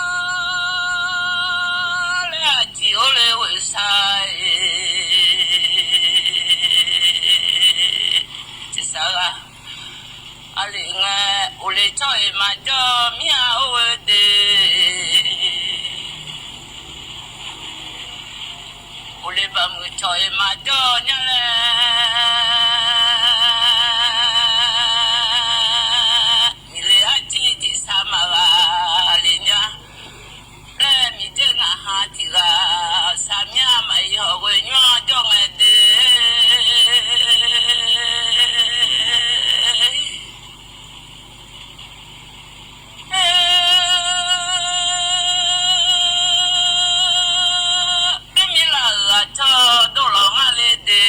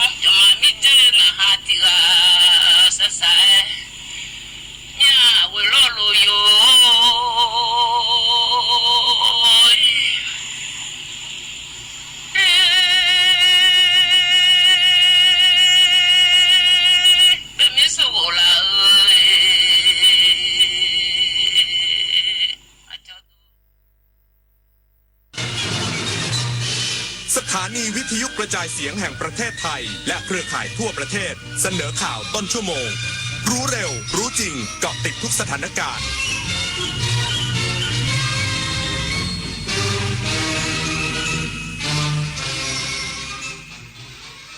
รับฟังข่าวต้นชั่วโมง 22 นาฬิกากับธราวุฒิวิชัยดิษฐ์ครับกระทรวงพาณิชย์วางแผนรับมือล่วงหน้าป้องกันปัญหาปุ๋ยขาดแคลนอีกสักครู่กลับมาติดตามรายละเอียดครับเพื่อนจะรีบไปไหนสตาร์ทรถทิ้งไว้ก่อนเดี๋ยวขึ้นไปเอาของบนออฟฟิศแป๊บนึงหยุดเลยสตาร์ทรถทิ้งไว้เปลืองน้ำมันนะแค่ไม่กี่นาทีเองพลังงานไม่หมดโลกไหมคำว่าแค่แป๊บเดียวของทุกคนรวมกันหมายถึงพลังงานมหาศาลที่ถูกทิ้งไปเปล่าๆเลยนะจริงด้วยนึกว่าเรื่องเล็กแต่มันเรื่องใหญ่กว่าที่คิดอีกนะเนี่ยร่วมกันประหยัดพลังงานเพื่อประเทศชาติและโลกของเราข้าราชการคือพลังขับเคลื่อนประเทศภายใต้นโยบายรัฐบาลดิจิทัลพัฒนาบริการภาครัฐเพื่อประชาชนให้รวดเร็วเข้าถึงง่ายและเป็นธรรมด้วยปณิธานซื่อสัตย์ต่อหน้าที่ยึดมั่นความดีมีจิตมุ่งบริการสืบสารงานเพื่อปวงประชาทุกภารกิจยึดมั่นหลักธรรมาภิบาล1 เมษายนวันข้าราชการพลเรือนร่วมทำงานด้วยหัวใจเพื่อประเทศไทยที่ก้าวหน้าและยั่งยืนวิกฤตพลังงานวิกฤตตะวันออกกลางวิกฤตพลังงานเชิญชวนคนไทยประหยัดไฟฟ้ากันตั้งแต่วันนี้เริ่มง่ายๆปิดไฟที่ไม่ใช้ปิดเครื่องใช้ไฟฟ้าที่ไม่จำเป็นปรับอุณหภูมิเครื่องปรับอากาศที่ 26 องศาเซลเซียสสวมเสื้อผ้าระบายอากาศงดการสวมสูทเดินขึ้นลงบันไดในอาคารแทนการใช้ลิฟต์ลดรายจ่ายลดใช้พลังงานร่วมฝ่าวิกฤตครั้งนี้ไปด้วยกันแสนอาลัยสมเด็จพระพันปีหลวงไทยทั้งปวงหมองหม่นก่นร่ำให้พระผู้เสด็จสู่ฟ้าสวรรคาลัยแนบดวงใจตามพระบาททุกชาติภพปวงประชาน้อมสำนึกในพระมหากรุณาธิคุณเป็นล้นพ้นอันหาที่สุดมิได้ข้าพระพุทธเจ้าคณะผู้บริหารข้าราชการและเจ้าหน้าที่สถานีวิทยุกระจายเสียงแห่งประเทศไทยกรมประชาสัมพันธ์กระทรวงพาณิชย์วางแผนรับมือล่วงหน้าป้องกันปัญหาปุ๋ยขาดแคลนเร่งประสานต่างประเทศติดตามเรือส่งวัตถุดิบพร้อมพิจารณาปรับสูตรปุ๋ยเพื่อลดพึ่งพานำเข้าในระยะยาวนางสุภจีสุธรรมพันธ์รัฐมนตรีว่าการกระทรวงพาณิชย์เปิดเผยถึงผลกระทบจากปัญหาการขนส่งวัตถุดิบสำคัญจากต่างประเทศโดยเฉพาะปุ๋ยและเคมีภัณฑ์ว่ากระทรวงการต่างประเทศได้ประสานจนเรือขนส่งสินค้าสามารถผ่านช่องแคบฮอร์มุสมาได้แล้วหลายลำแต่ขณะนี้ยังมีเรือที่ยังมาไม่ได้จำนวน5 ลำซึ่งจากการประเมินของสมาคมปุ๋ยปริมาณสำรองปุ๋ยในประเทศยังเพียงพอต่อการใช้งานได้จนถึงเดือนสิงหาคมนี้อย่างไรก็ตามไม่ได้นิ่งนอนใจโดยได้เร่งประสานงานอย่างใกล้ชิดกับกระทรวงการต่างประเทศเพื่อติดตามสถานการณ์การขนส่งและบริหารจัดการวัตถุดิบอย่างต่อเนื่องพร้อมหารือร่วมกับกระทรวงเกษตรและสหกรณ์รวมถึงกลุ่มเกษตรกรและสมาคมที่เกี่ยวข้องทั่วประเทศเพื่อพิจารณาปรับสูตรปุ๋ยลดการพึ่งพาวัตถุดิบนำเข้าและป้องกันไม่ให้เกิดภาวะขาดแคลนในระยะต่อไปอย่างไรก็ตามการปรับราคาปุ๋ยยังคงต้องอยู่ภายใต้กฎหมายเนื่องจากเป็นสินค้าควบคุมจึงจำเป็นต้องได้รับอนุญาตจากหน่วยงานที่เกี่ยวข้องโดยจะดำเนินการอย่างรอบคอบและคำนึงถึงผลกระทบต่อเกษตรกรเป็นสำคัญกระทรวงทรัพยากรธรรมชาติและสิ่งแวดล้อมตรวจสอบมลพิษข้ามพรมแดนต่อเนื่องในแม่น้ำกกแม่น้ำสายแม่น้ำรวกแม่น้ำโขงแม่น้ำสารวินและแม่น้ำกระบุรีไม่พบโลหะหนักนายสุรินทร์วรกิจธรรมรงค์อธิบดีกรมควบคุมมลพิษกล่าวว่ารัฐบาลให้ความสำคัญกับการป้องกันและแก้ปัญหามลพิษข้ามแดนที่เกิดจากการปล่อยน้ำเสียจากการทำเหมืองแร่ในประเทศเมียนมาไหลผ่านแม่น้ำกกสายรวกโขงสารวินรวมถึงแม่น้ำกระบุรีซึ่งการตรวจสอบคุณภาพน้ำและตะกอนดินในแม่น้ำจะรายงานผลในเว็บไซต์กรมควบคุมมลพิษและแจ้งประชาสัมพันธ์ไปยังหน่วยงานที่เกี่ยวข้องสำหรับการวิเคราะห์คุณภาพน้ำและตะกอนดินในแม่น้ำกระบุรีจังหวัดระนองจากการเก็บตัวอย่างล่าสุดครั้งที่2เมื่อวันที่9 กุมภาพันธ์ที่ผ่านมาณจุดเก็บบริเวณปากกระพบผลการวิเคราะห์คุณภาพน้ำสารปลอดสารหนูแมงกานีสทองแดงแคดเมียมโครเมียมสังกะสีตะกั่วและนิกเกิลทุกพารามิเตอร์อยู่ในเกณฑ์มาตรฐานคุณภาพน้ำในแหล่งน้ำผิวดิน แต่พบค่าความขุ่นมีค่าสูงกว่าครั้งก่อนถึง3เท่าขณะที่ผลการวิเคราะห์คุณภาพตะกอนดินในแหล่งน้ำผิวดินสารประหลอดสารหนูแมงกานีสทองแดงแคดเมียมโครเมียมสังกะสีตะกั่วนิกเกิลทุกพารามิเตอร์อยู่ในเกณฑ์มาตรฐานคุณภาพตะกอนดินในแหล่งน้ำผิวดินเพื่อป้องกันสัตว์หน้าดินติยาพันยางเทียนรายงานสำนักงานคณะกรรมการการเลือกตั้งหรือกกต.เชิญชวนประชาชนในพื้นที่เทศบาลตำบลเทศบาลเมือง297แห่งออกไปใช้สิทธิเลือกตั้งสมาชิกสภาเทศบาลและนายกเทศมนตรีในวันพรุ่งนี้ตั้งแต่เวลา 8 นาฬิกาถึงเวลา 17 นาฬิกาณหน่วยเลือกตั้งที่ท่านมีชื่ออยู่ทั้งนี้ห้ามผู้ใดจำหน่ายจ่ายแจกหรือจัดเลี้ยงสุราทุกชนิดในเขตเลือกตั้งทั้ง297แห่งในระหว่างเวลา 18 นาฬิกาของวันก่อนวันเลือกตั้ง1วันคือวันนี้ไปจนถึงเวลา 18 นาฬิกาของวันเลือกตั้งคือวันพรุ่งนี้ผู้ใดฝ่าฝืนต้องระวังโทษจำคุกไม่เกิน6เดือนหรือปรับไม่เกิน 10,000 บาทหรือทั้งจำทั้งปรับตามมาตรา123แห่งพระราชบัญญัติการเลือกตั้งสมาชิกสภาท้องถิ่นหรือผู้บริหารท้องถิ่นพุทธศักราช2562แก้ไขเพิ่มเติมฉบับที่2พุทธศักราช2566สามารถติดตามข้อมูลข่าวสารเกี่ยวกับการเลือกตั้งสมาชิกสภาเทศบาลและนายกเทศมนตรีได้ที่เว็บไซต์สำนักงานคณะกรรมการการเลือกตั้ง www.ect.go.th หรือที่สำนักงานคณะกรรมการการเลือกตั้งประจำจังหวัดหรือสอบถามรายละเอียดเพิ่มเติมได้ที่บริการสายด่วน1444 1 คนลดน้อย100 คนลดมากรวมพลังทั้งชาติไทยไม่ขาดพลังงานจบข่าวธราวุฒิวิชัยดิษฐ์อ่านรับฟังข่าวครั้งต่อไปเวลา 23 นาฬิกาครับติดตามข่าวที่นำเสนอไปแล้วได้ที่ www.thainews.prd.go.th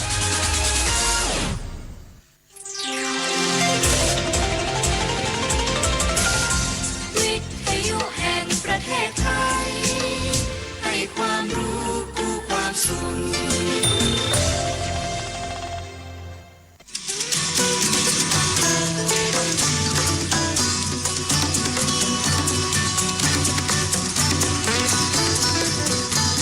บนเส้นทางของถนนสายนี้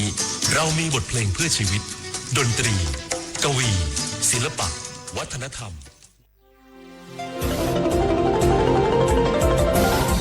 วิทยุแห่งประเทศไทยให้ความรู้คู่ความสุข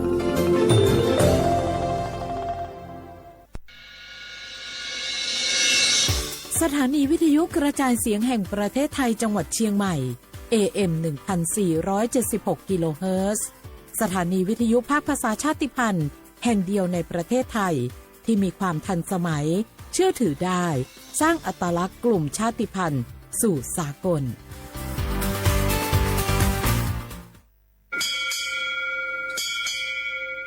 โอโบดะจ้า โอมิชอปเปอร์ เหมอซุงคา ป๊อกว่า ย้อซง โอดูธรรมา สถานีวิทยุภาษาชาติพันธุ์แห่งเดียวในประเทศไทยทันสมัยเชื่อถือได้แล้วพบกันที่สวทเชียงใหม่ AM 1476 กิโลเฮิรตซ์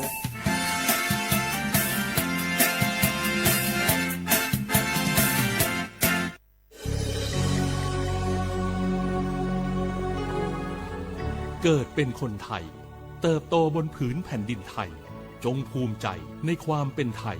ชาติไทยเรานั้นนับเป็นชาติที่มีความเป็นมาเก่าแก่ยาวนานเรามีภาษาวัฒนธรรมและมีสิ่งต่างๆที่เป็นเอกลักษณ์ให้เราได้ภาคภูมิใจในความเป็นคนไทยเราควรเห็นคุณค่าและมีความรักชาติหวงแหนแผ่นดินอันเป็นมรดกของบรรพชน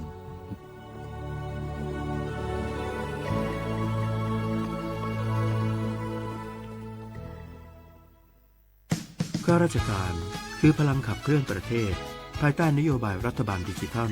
พัฒนาบริการภาครัฐเพื่อประชาชนให้รวดเร็วเข้าถึงง่ายและเป็นธรรมด้วยปณิธานซื่อสัตย์ต่อหน้าที่ยึดมั่นความดีมีจิตมุ่งบริการสืบสารงานเพื่อปวงประชาทุกภารกิจยึดมั่นหลักธรรมาภิบาล1 เมษายนวันข้าราชการพลเรือนร่วมทำงานด้วยหัวใจเพื่อประเทศไทยที่ก้าวหน้าและยั่งยืนทุกครั้งที่ใช้สิทธิบัตรทองหรือบัตร30 บาทอย่าลืมพกบัตรประชาชนเพื่อยืนยันการใช้สิทธิ ไม่ว่าจะไปรักษารับบริการป้องกันโรคหรือบริการอื่นๆสำหรับเด็กเล็กที่ยังไม่มีบัตรประชาชนใช้ใบเกิดแสดงคู่กับบัตรประชาชนของผู้ปกครองง่ายสะดวกรักษาได้ทันทีสอบถามเพิ่มเติมได้ที่สายด่วนสปสช1330จ่องหู้คาหือป๊อดห่องจึงไทยพบทบยาปัญหาการเผาสูงแห้งเตอร์หรือเส10 ล้านไห้โคปากมัน90%ไผ่ไม่ป่าเถินนั่นลูกตีกัวเนาขาเผาหาตั้งกินตั้งย่ำอย่าในเถินคือแลกการเผาไหว้หรือเสเหตุการณ์ให้การสนอำว่าได้เป็นเพิงต้นเข่ากับอันผูกเลี้ยงตัวสัตว์นั่นในเยาค่ะเป็นปัญหาเฮ็ดให้เกิดหมอกควันกล้อง PM 2.5 เป็นเพเฮ็ดให้ตุ้มเตอถึงป้ายอยู่หลีเฮาค่ะอาสาเข้าคากอติปอดตุ้มเตอถึงตั้งเป็นปอดตั้งเป็นแก่นสาตั้งเป็นหัวใจแลอ๋อลูกไหวไหลในค่ะห้องการป้ายทรายและเทคโนโลยีตั้งเมืองจึงไทยย้อนผิดหมอกให้ปอแม่พี่น้องเขากึดลือการเผา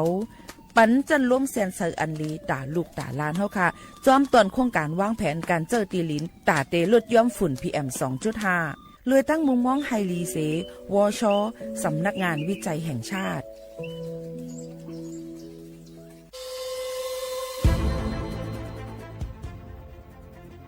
ย้อนผิดหมอกพี่น้องเขามาโฮมเป็นจุ้มเหลียวกันดั้งเจดอนเก้งใหม่โฮมกันแกลิดปัญหาไฟไหม้ป่าเถินหมอกควันก้องควันมูและฝุ่นเล็กๆ PM 2.5 ค่ะสั่งว่าทั่วพันไฟไหม้กับสืบกว่าตึงลาดไลตีอองตีแกลิดปัญหาไฟไหม้ป่าเถินและหมอกควันเจดอนเก้งใหม่หมายโฟน0531128008ในค่ะ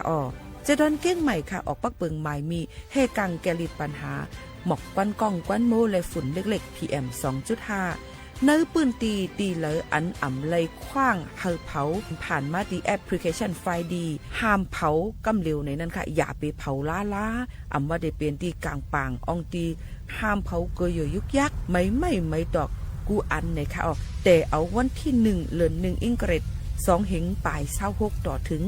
วันที่31 เดือน5 2เหงปลาย26ในผู้เหลอเผอเฮ็ดผิดปักเปิงเตญาตัวตามตั้งผิดจำหนังปักเปิงหมายมีกำเหลวในนั้นค่ะเลยตั้งมุมมองไฮลีเซห้องการฐานฐานาก่อกับสืบเจดอนเก้งใหม่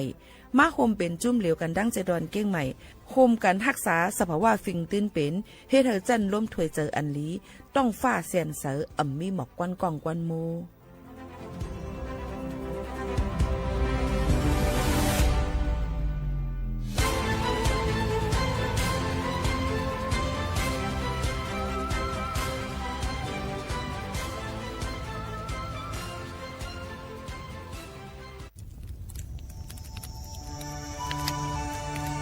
จ่องหู้คาหือ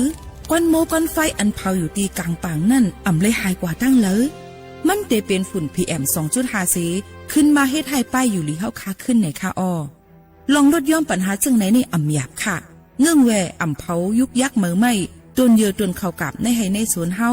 เปลี่ยนมากองไว้จ้อมกันเสเฮ็ดเป็นฝุ่นสภาวะอ่ำนั้นแจกแพยุกยักเฮมันปอดถูกเมียนอีกป้าดังโฮมมือกันฟังด้วยไฟไหม้ป่าเถินเฮาขาดฉุดวิไลผูกต้นไม้น้ำเพิ่มปันปืนตีสีเขียวเฮ็ดเฮาจันล้มเสียนใส่ตาเฮากูก็เลยตั้งมุงมองไฮลีเสฐานหน้ากอกับสืบปืนเผาตี3กรมประชาสัมพันธ์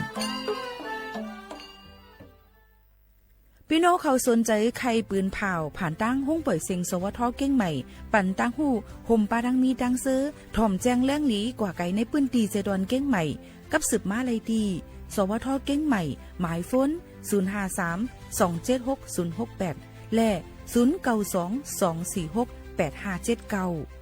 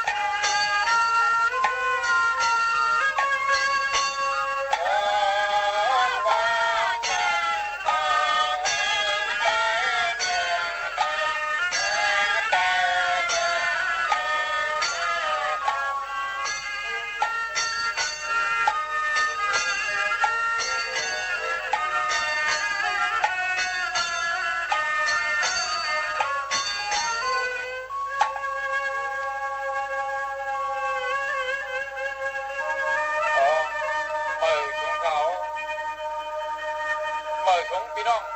ผู้ถ่อมเสียงไตดังเสียงขาเขาข้าหมอชงเสียงอ่อนเลี้ยงจับไตเหม่อวันพระพี่เมืองคงทำเสียงคำเดียวแต่กิเลสเสียวเลยเขาข้าทั้งหมดทั้งจุงจะดักเตมีโคความอันนี้อยากได้ธรรมะว่าจ่าเชลผักก่อนยืนยุถึงพี่น้องดอกเชียงใต้เขาทางวางนี้นะเพื่อนไหนก็เพื่อนอะไรอยู่นี้มีเงินคุณอย่ามาชมกูก็เสียกับใน10 ดอกกันในเขาในนนใจบันนั่นความเลยที่ว่าเธอเลี้ยงลักไว้ใต้ดอกขึ้นเยอะในทางว่ามิดีปูในก็ลุกจ้องปีย่อมในก็มีเฉยเฉยฟังกว่าที่กังเขาเปิดลุงว่า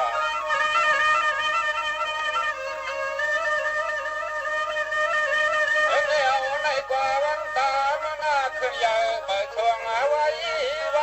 คือเป็นเฮากระปังนำมา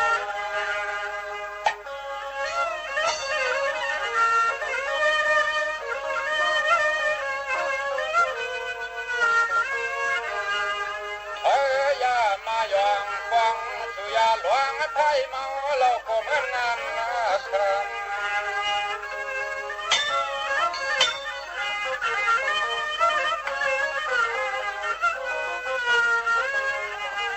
กำมาว่าข้าเสียงตั้งเจ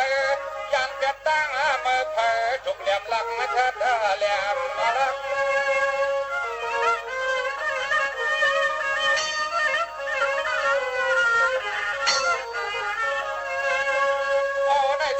พังตะวันกว่ามา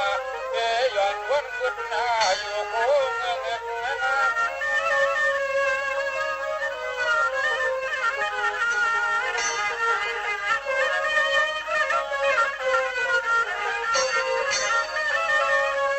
ปากมายุคนี้การไทยตัดไทยยุคกว่านาฮับกว่าข่าว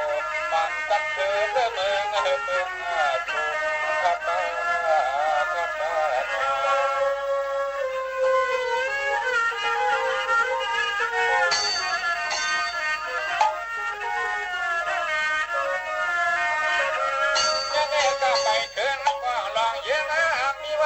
พา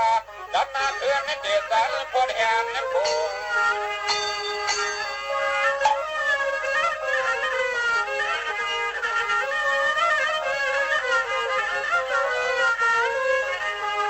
ดูมาจุดไฟเสือคาเรื่องเมืองมาลึงไปอย่าลดก้อย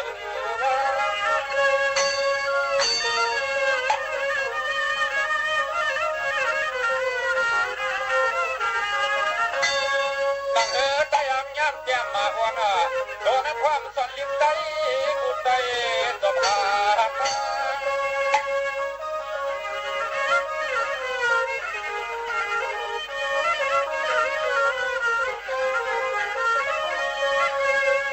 ว่ามายังกินตัวมาพร้อมกว่าเก่งเกิดใจเลยมือหน้าขึ้นหน้าขึ้นเลี้ยงลีนั่นก็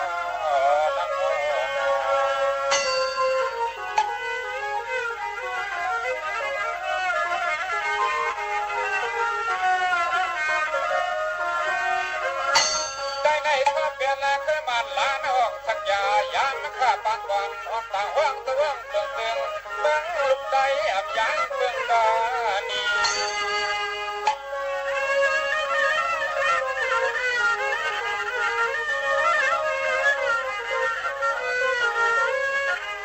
ยังมานั่นนี่ก็ยังไหลโก้ก็เงาห่างเขาถูกขึ้นยังเหมือนอาจารย์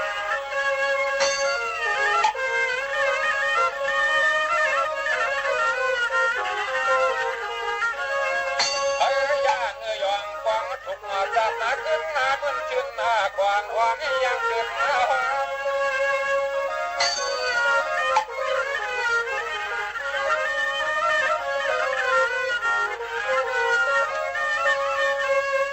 ก่อนมาบักจักก่อนเงินเดือนกันเพื่อลักมาหูจักมาดีทุกมาใจไปความความมากันอยากเงินทุกมาไว้เห็นนั้นนะครับ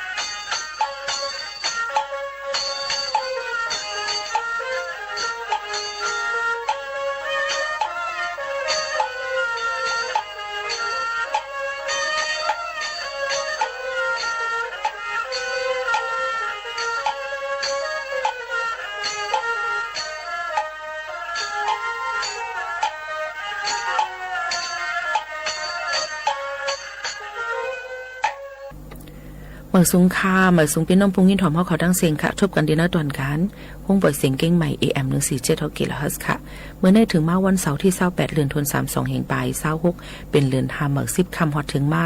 อยู่จอมขาวหมูขาวนุ่นเป็นอ้อยก่ออ้อยเซพี่น้องเขากวาดดีไหลไปตั้งไหลนี่ก็ให้รถเพียเข็นกันโยก็เฮาถมด้วยข่าวเงาให้ขึ้นตั้นกันอยู่ตาสิจำเข้ามาในข้าวเลินหาเย่าในก็ดิไม่แห้งเตื้อมาหรือเสเก่ารู้ล้อมได้ถึงป้ายอยู่ลีกันจ้อมค่ะหรือลือใจกันก่อนค่ะมีพี่น้องขอย้อนกันเข้ามาลองจึงค่ะเนาะตั้งหลูปู่เกี้ยงขาในเกี้ยงในค่ะว่ามื้อในหมู่เขานุ่นก็เอาตื้อตั้งอันพี่น้องขอย้อนสิเอามาฝากปันพี่น้องเขาให้เล็งยินถ่อมจ้อมกันเลยค่ะ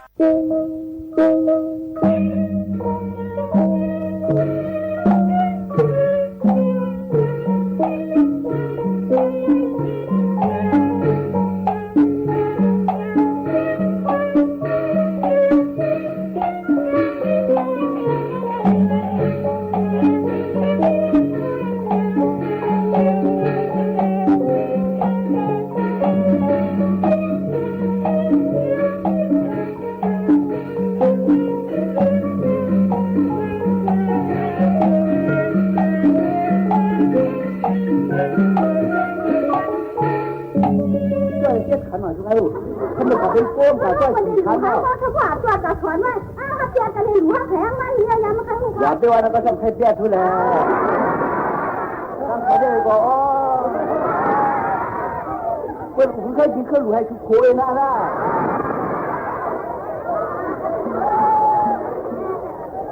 ่ชุดเชียงจ้าว่าก็ว่าหลูมากทุกจ้านี่ป่านหนามันทำคือหนึ่งที่ว่าพิการสียาควายกว่าจ้าแล้วก็ได้กู้สูงดังนั้นเราไปชื่อเรียกว่าถอนหักก้าวมาหลงต้นเนี่ยคุณถึงไหนคือเขาหลุดถอนด้วยคุณถุงคุณท้องกันเถอะเขาว่าคู่หลุดหนึ่งคือได้กล้วยกรอบหนึ่งกล้วยเขียวข้าวสารปีหนึ่งจ้าซ้ำอุดนี่อุดย่าให้ดันตาเนี่ยยากว่าการมีการหลุดได้คือเบน5ได้กินเถอะจ้องให้มือปีนาดีนี่ล่ะต้นหลุดก็ฉันหากินไงคุณบอกว่าถ้าหนูได้เท่านั้นของหนูเป็นของหลาเลยนั่นหนูหลวงแผงวันก็อย่าไปเดี๋ยวไอ้จังหวะปลาทุลาคนเดียวเขาว่าทุกคนอย่างก็ว่าทุกแก่ไม่ว่าลูกบ้านหลวงว่าให้ไหนมาอมคันนี่เลยคันนี่เขาว่าลามาขยินแล้วก็ไม่หลวงให้เอากาอะไรขึ้นเขาแล่ก็เขาจะไปเอาพ่อเงินเงินมาไปได้แหละมาไปได้แหละมันหลังนั้นมาเนี่ยคืนนั้นมีบุกเก็บเมืองฮะมันเวลาเลยไหม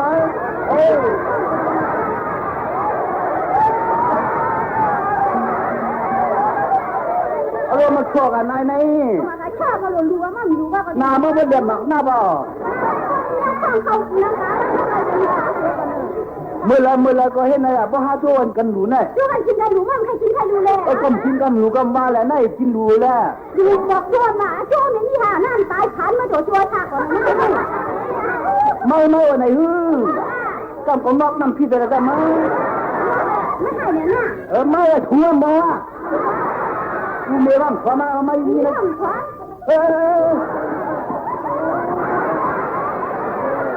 มาตา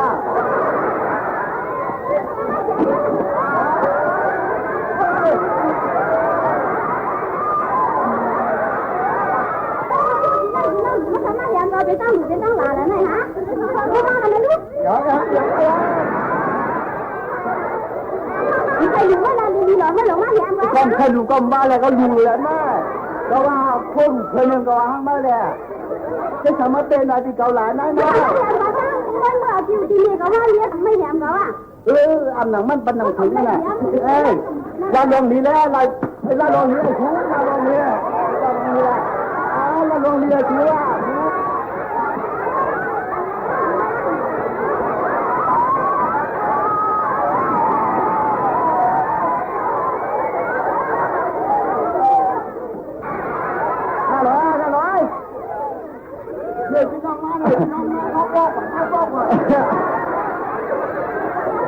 พูดท่าน่าเหรอพี่น้องมาเลยครับโลกก่อนครับโลกท่าน่าเหรอจ๊ะอะไรจ๊ะเหรอถ่ายเยอะเนี่ยก็มีก็เห็นมาค่ะนั่นๆถุงใหญ่มาหลายถุงเอามายี่เลยถุงมาตั้งเดือเขาใครฮัลโหลเดี๋ยวมาจ้ากันเนาะเดี๋ยวมาครับผู้หญิงโจมได้ ด้วยค่ะมีร้อยกินถั่วยินดวงค่ะเจ้าเนาะ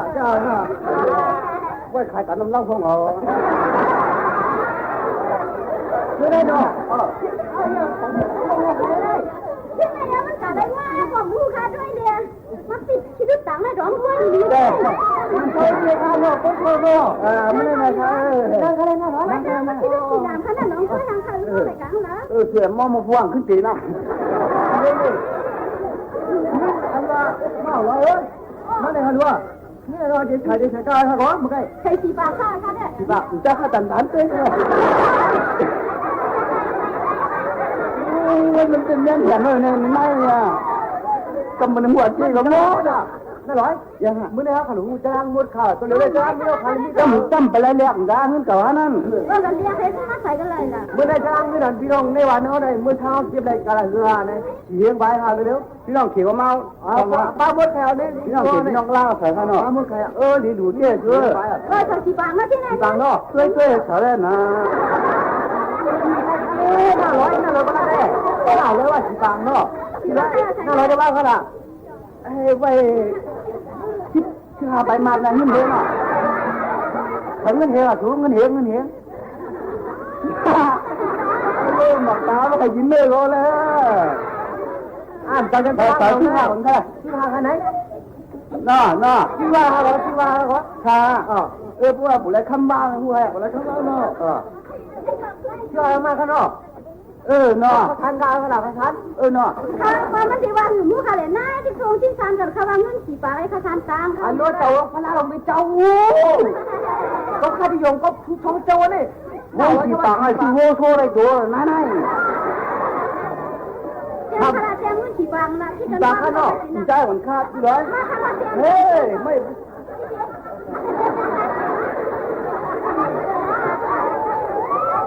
อันเนาะใครดูใจก่อนน่ะคนมันคงต่างอะไรเนาะพี่น้องมาเรื่องว่าให้หลันกันแล้วถ้ามันติดใจที่พาไปมากจ้าครับผมมาเรียนหลันดีๆเขาเลยครับคนรู้จ้าจ่ายกินข้าวใช่น้อยว่าได้ใส่สีปากข้าวทานตามเขาจ้าที่แล้วมันเจ๊ช่วยขาดว่าเขาได้ดูเปื้อนข้างมาเนาะมันเปื้อน12 ไฟเนาะนี่2 เดียวน่ะดันน่ะเปื้อนข้างหน้ามันข้างกันเนาะเฮ้ยขาถูเจ้าไม้อะไรไม้ตะล่างอะไรที่บ้านข้างนอกเขาทำงานมาตังค่ะแต่ดันเนี่ยมันจะเยอะมันจะนั่นเจะเป็นคนหลงก้อนตัวเช่นจากว่าน่าเสียข้าวกันละเบี่ยงอะไรกว่าพี่น้องใส่อะไรละอันนั้นใส่ทางสีตังก่อนเลยที่ไหนรู้ละอันนี้ทองตังก็มีฐานตังก็มีใส่ตังเขาเลยน้ำเอ๋ก็มามีแต่อยู่ด้านน้ำเขาเนาะทานตีเขาไหมว่าเป็นเลยน่าร้อยเขาต้องหน้าร้อยนอกมันจังแกมจะล้างทำมันได้ว่ามือพุงเลยเทียบแบบนี้มือขึ้นมือทางจะล้างเลยเดี๋ยวขึ้นบุกเกี่ยวขาในมือนะที่มือเราขาหน้าเอามือหนักกันขนาดเขามือขนาดเอามือลอยค่ะใจไม่เหลือขาเดียวนะ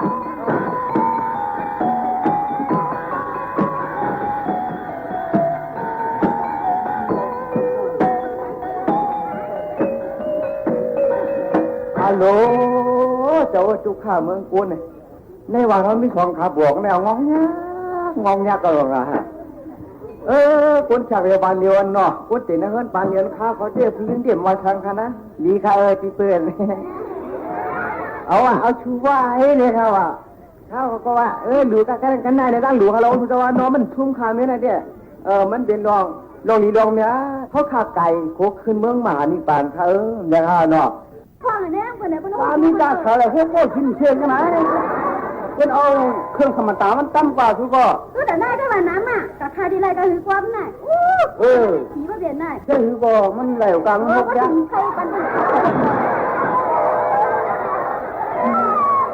มันเหลือจะไหนมั้ง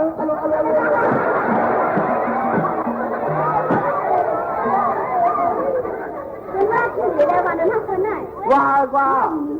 เมื่อทำการมีขวดไอจ้ำล่ะใครจะอ้ามห่างไหมที่เที่ยงไม่อยากถามมาให้ทางดามทางเดินถึงเจ้าก้อนถึงตาใหญ่ไม่น้องไอ้จ้า แล้วรู้การมีการมึงเอาแล้วดูถามมึงเอาเจียนมั่วแล้วไงนั่งอยู่ข้างทางก่อนมาแขนนั่นที่เขาเป็นนั่นน่ะ ต้องแขนชี้ให้รู้ก่อนเลยก็เพิ่นคนรู้เพิ่นหนึ่งเงินหนึ่งเฮงมึงจะมาทำนั่งนะ เงินหนึ่งเฮงไหนนะหนึ่งเฮงจ่อยมันอ่านเฮงแตกมันถ้ารู้นั่นก็มากันรู้ด้านมาใครรู้นะก็มากันเชี่ยวให้ยิดรู้กันนั่นมาใครรู้ไอ้หนาวมาไหนมาเมื่อไหนวะเอาถือตัวกันหนุ่ยแล้วไม่ว่าดูเอาถุงลิ้นของโอ้โหเยี่ยมหมดโอ้เดี๋ยวเหมือนมากบนเลยหลวนมาเขาขอถุงนี้ในบนอ้อมยีอ้อมย่างกันเลยหลวนนะในคิดเงากันพวกเฮียมันพอหนุ่มหันเลยเราเมื่อเทือนมาเป็นมาได้เยอะมึงเขาเข้าเลยฮะเข้าน้องตามาป้าจะแขกแล้วเข้าทางนี้เนี่ยนะทางนี้เนี่ยนะรู้มาแต่ลิ้นกลางล่ะกลางหัวลิ้นกลางมือเล็กมือก็เป็นหมาแหย่แล้วก็มาให้เขาเป็นไงเมื่อเที่ยวกับที่บาตัวแหละให้วางก็วันก็จะมาได้เดียววันนั้นถูกตุล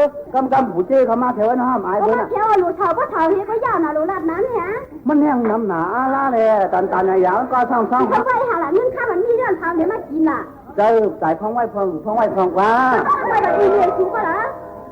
อุเมลวันไหนเงินข้ามันกินดูก็เอามาเลยตายถูกได้นาว่ากันนี่เงินข้ามันกินดูน่ะ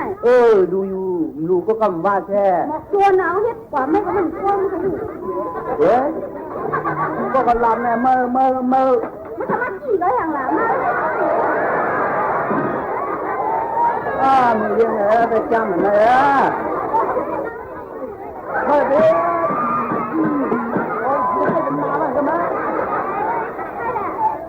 บ้าไปหูล้มอย่างก็รู้ที่คนในนั้นล้วนไม่มีเดี๋ยวยังไงนะมาถ่ายหาเป็นรู้ไหมใช่เนี่ยใช่ก็งั้นคน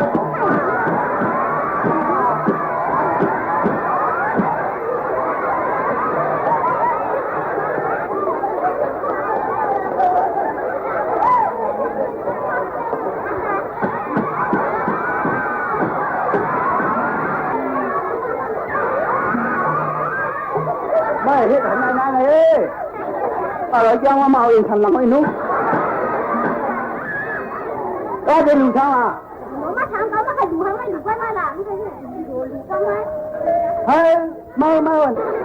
เขาหลุดลานกันในนี้จ้านาดีนี่กว่าฮะนาดีย่าคบน้ำก็ตาเตี้ยเป็นที่ป้ายเยอะกับว่าตาเมื่อน้ำมันนี่อ่ะยี่ก็จีตาไปเยอะคบไปในตั้งหลักนั่น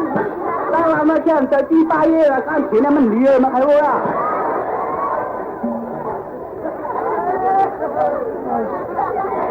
โอ้ทำไม่ขัดก็ได้ทำก็ขนาดนั้นไหมเก่าไหนฮะโลของซอยจะเล่นที่เพื่อนว่าติ่งใครรู้เขาใครดิ้นข้ามเถิมเชียวบ้างบุญอะไรลูกเขาน่ะแต่ว่าใครนั่นน่ะไม่ค่ะ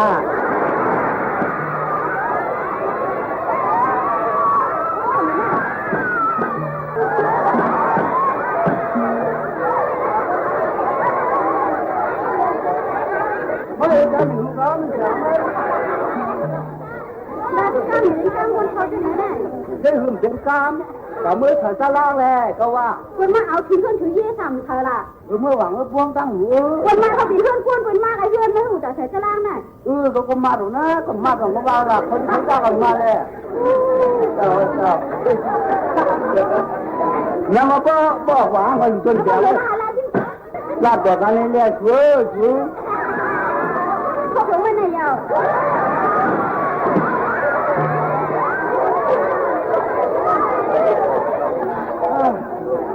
ก็แบบว่ามาเป็นไล่จ้ามันมียิ่งกว่านั้นเลยเดินลากันเจ้าไหนในห้างทำดีทำงามก็มาหาเกี่ยดูหาต้านมาเลยกว่าจะไหนเสียก็ถึงยืนเลยมาหลงเนี่ยถือดำนิ้วไม่หมดเลยรู้ว่าหาเมื่อบุกเกี่เขาละป้าเป็นชอบอะไรกันนะพ่อมาเป็นเมฆเขามาเป็นเมฆเขา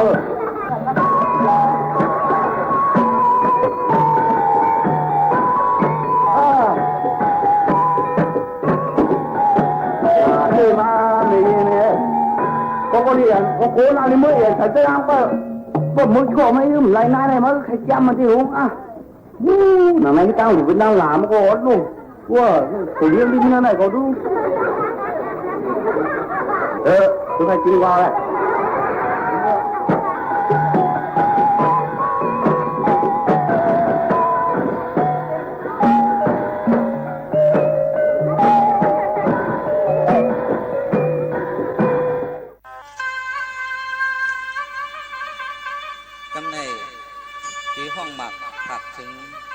น้องยิงน้องทรายเขา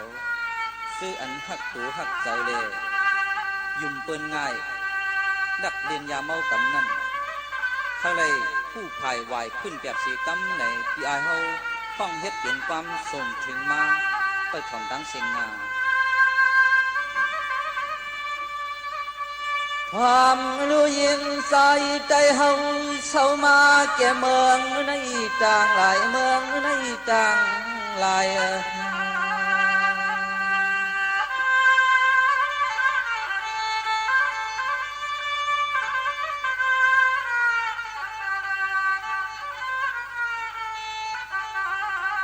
ปีเตย้อนหมอกหลัดเก็บมาตองใหม่ใส่ขย้อนหำชีลองนี้ลองไล่น้องยิงน้องใจไว้หายามิงเมา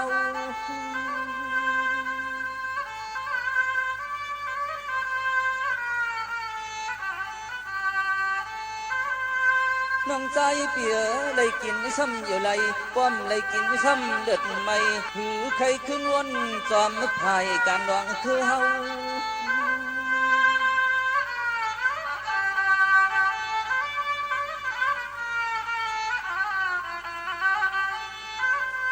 เมียวเปิ่นเฮ็ดให้ลืมหวานเมืองสักเคอเลภาษาเหมือนจังเฮาสิยอกามาสิบมาแก้มเฮาโดเจียวหูลักแหลมเยาวนาเยาวนา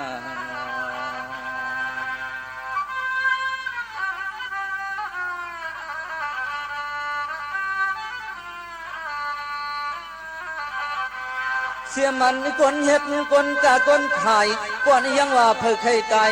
เพื่อหายแค้นจมแค้นเสือคือไตในเพื่อซ้ำเตะจอยเตะแถมเพื่อซ้ำเตะจอยเตะแถมน้อง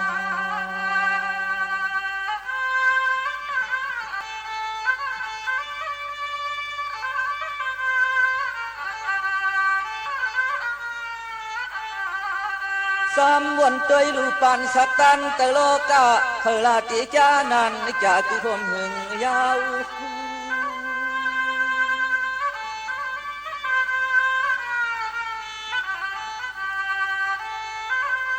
พิกซ้ำปุ่นตอกไปมักนี้เรื่องก็อย่าปุ่นตามันเมืองก็ไล่ลุกใจเปิ้นปเลียชุมจัดปานข้าว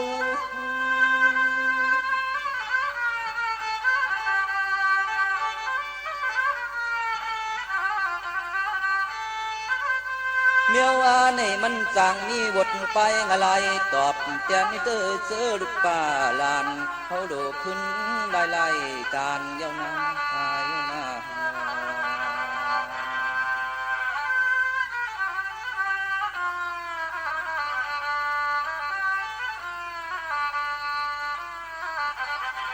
มันก็มีเฮินมีเย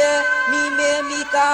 มักมีลีเปลี่ยนกระเดียนโตปว่าไว้มาสำตกควักตกทางตกอยากตกผ่านใน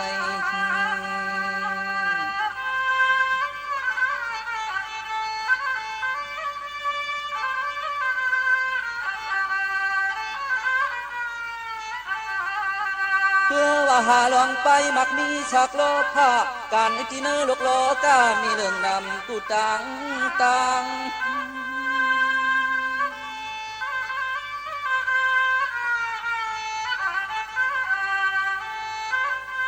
เสียมันกายอยู่ขายอยู่กินสู่ก็อย่าลองตาหักเปียงเจอเคยในของสัมปไว้ยอมไม่เมาค้าง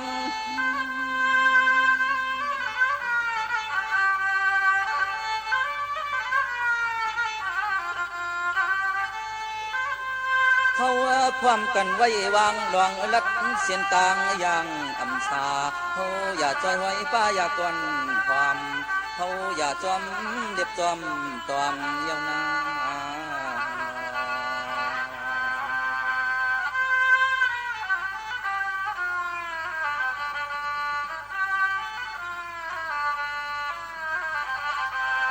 สวรรค์น้องยิงน้องใจเอาเข้าตังไหลต้องหมายสุดปันมางก็ปอผ่านปอมอยก่อนสับใจอย่าเจอในมันห่างไว้หน้าตาเปิ้นต้อยลอม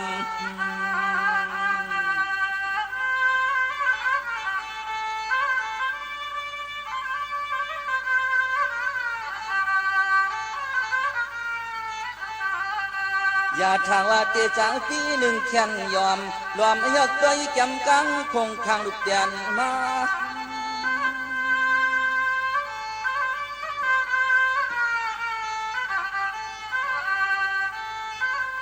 ผู้อยู่ปอสวมเตซ้ำในไข่ซ้ำไข่โทยินโตลายไตง่ายแขนฉุดเตยเปิ้นอาลา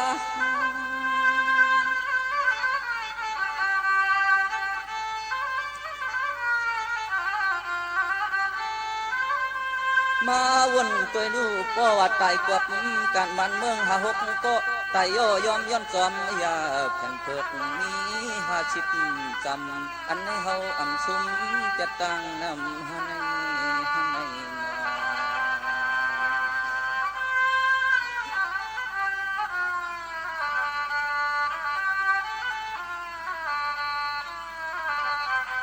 จังว่าสู่เก่าเฮาหาป้ากันเจียมันเคียงในเจียมใส่ลอยยิงใจทิ้งให้เกียนหยัดป้ายาเมากำนู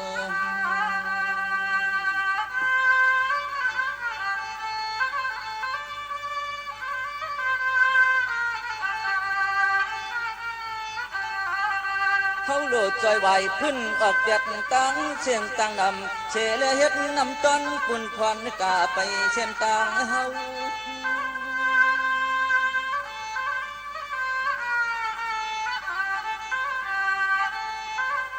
เธออย่าเฮ็ดหนังความไม่ช่างหลักหมักว่าโตขาเปียงหักเหนือเจอเครือลูกไตลูกเมช้ำไว้ไผ่ไข่ยามิงเมา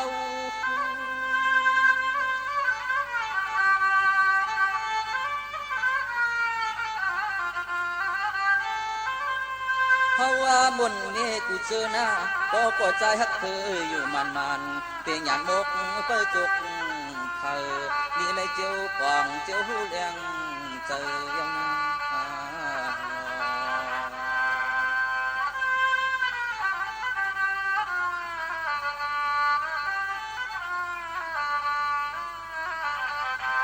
สังว่าคนนาจูลินจัดเกกินหวานนอนหลับเจอจับผู้ไปงะลายกลมตอดแตนปัดต่างเลยลง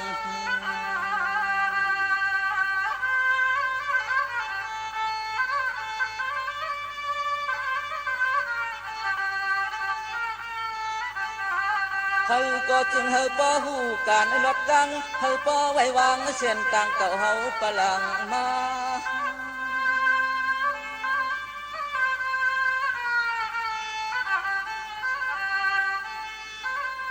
เมื่อนั่งการในปู่การมอนเมื่อกวันสอนในปอนเฮ็ดไว้เฮ็ดใส่ขึ้นตึกชวนให้รอนา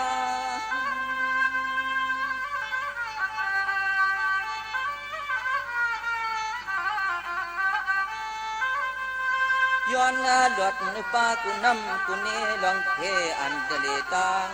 เส้นตังลายย้อนเฮาโปขึ้นอย่าเมื่อง่ายลูกวันสายไทย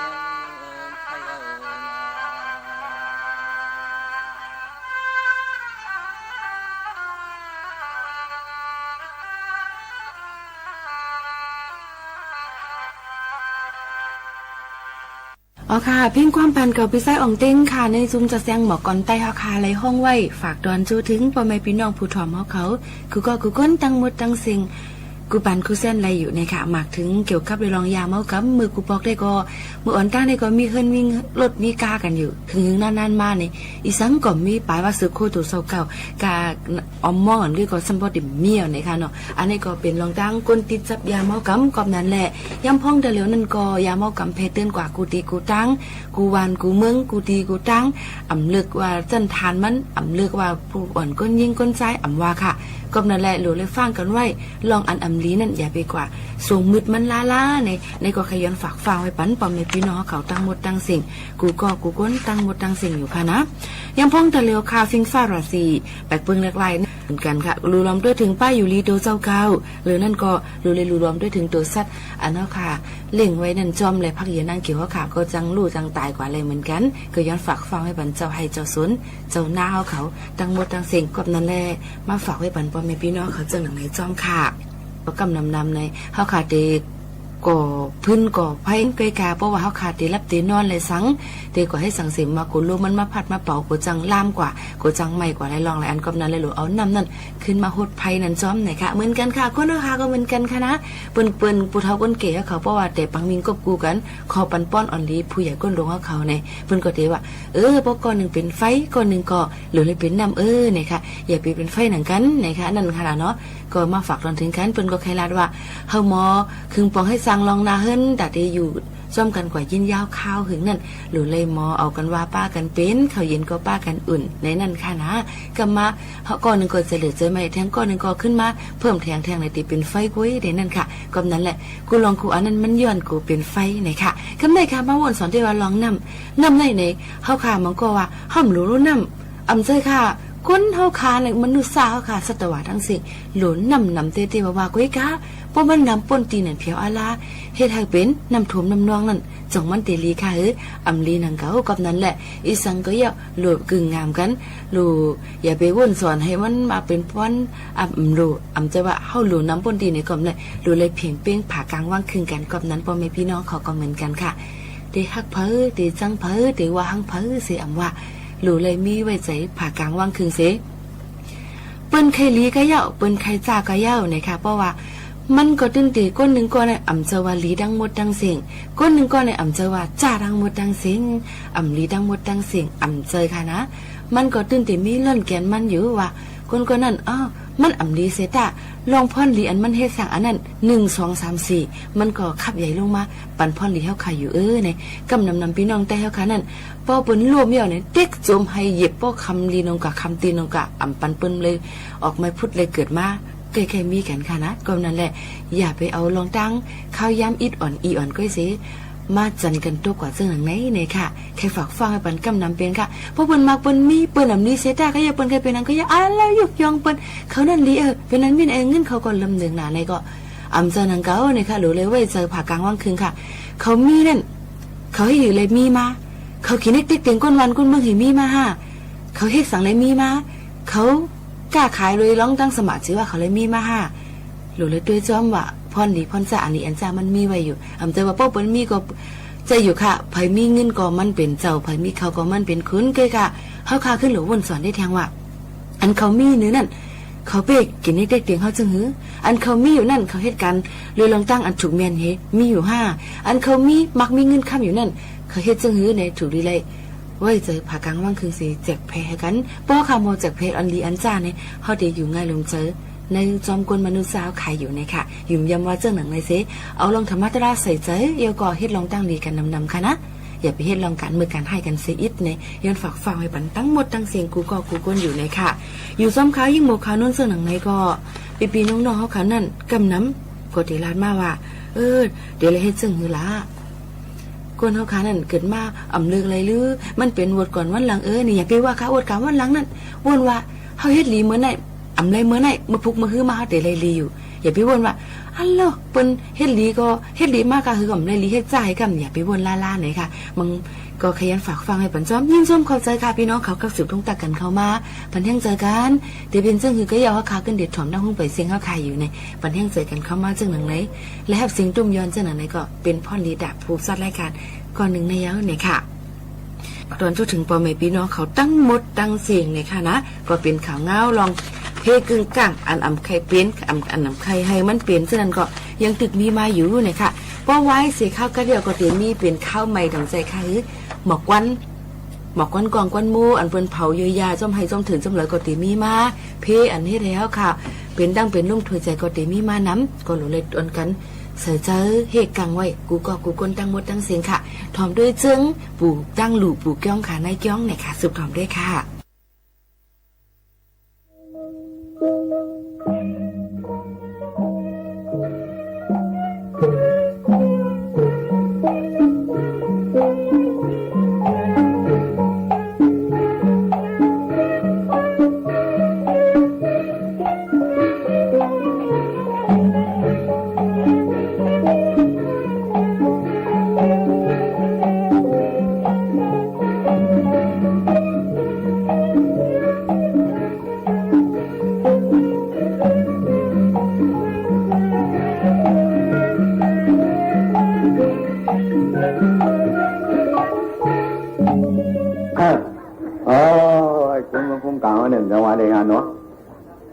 ทำไปรู้จังหวะเนาะ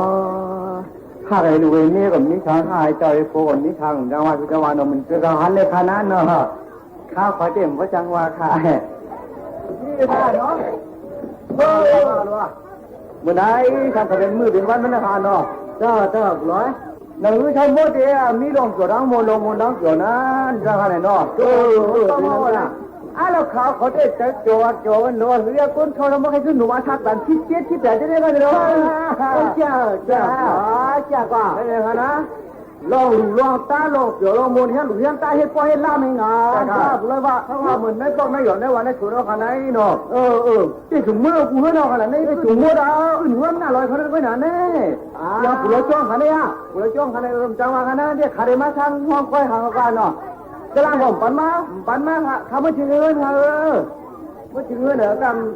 ก็ว่าเมียวในข้าวเขากลมก็ของภาษาที่หึงคณะข้าเขามาเยอะ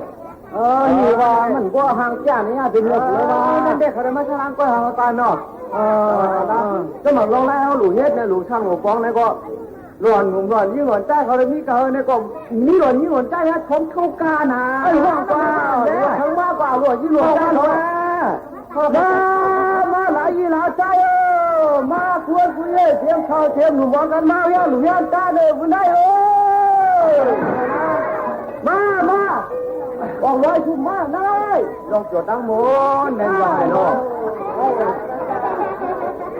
หนังสือได้ทำโมเดลเกิดคุณเขาก็มันใครไม่เขาไอ้คิวครับที่ใครใจเขาเลยบ้านไหนเกิดได้ว่าทิ้งเขาน้ำมันก่อนอย่างว่าไหนเนาะ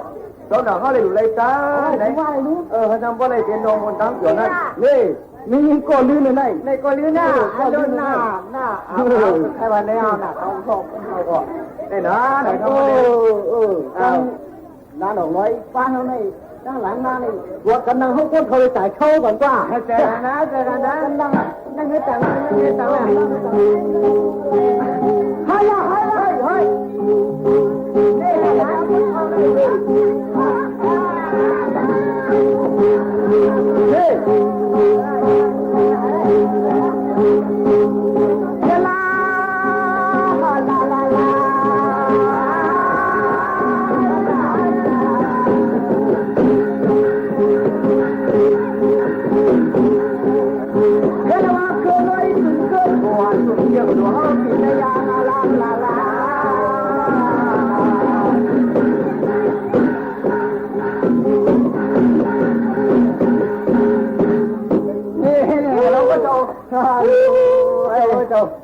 คือเดี๋ยวจะหันขึ้นร่มยากันนั่นเลย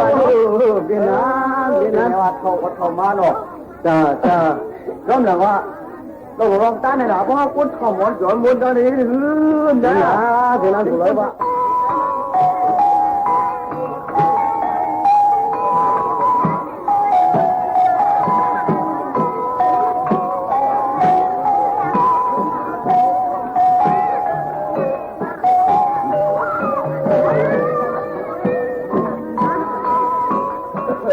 ก็ได้ไม่ตั้งหรือว่าแค่เนี่ยคุยทำเตรียมความด้วยล่ะนั่น ดูพายุมากเนาะ ดูพายุมันเงินทำปากเลยทำร่างคุยทำภาษานั่นแหละ มาหาแรงมาเงินนั่นตามปากนั่น มาหาแล้วเราผมมานะมาออกดูไม่อยากไปมาคิดเลยมันกะก็มันกะ กลางมาอย่างจะไม่รู้มากว่า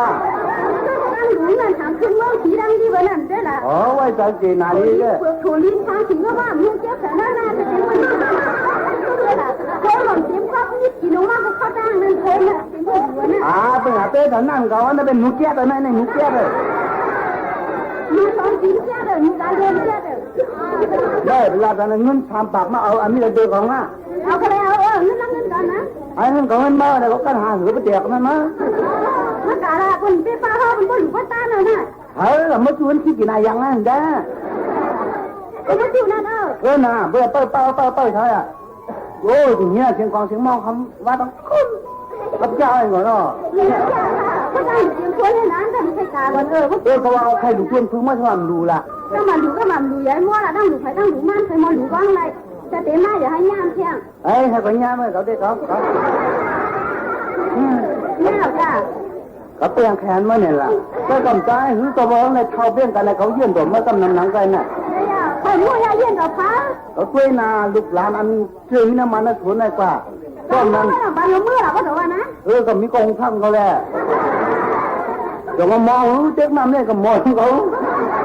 ก็เด็กน้ำหมอก็เด็กถามมันปุ้งก็ถามดูมองเลย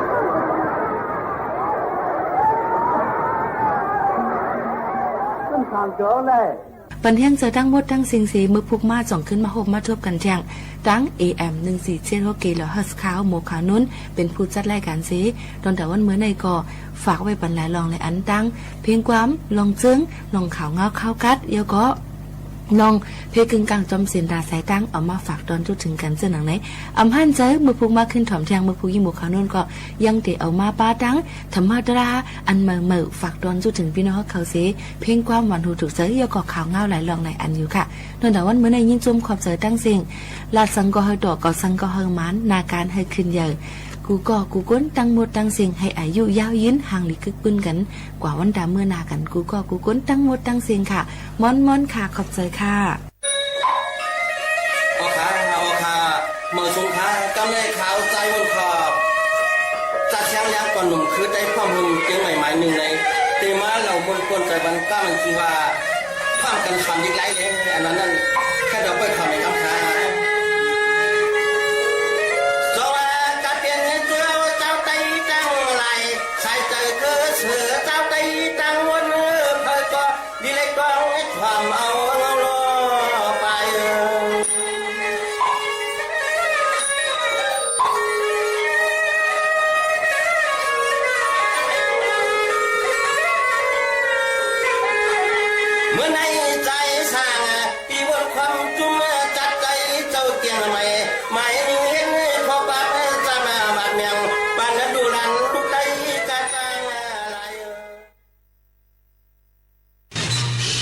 สถานีวิทยุกระจายเสียงแห่งประเทศไทยและเครือข่ายทั่วประเทศเสนอข่าวต้นชั่วโมง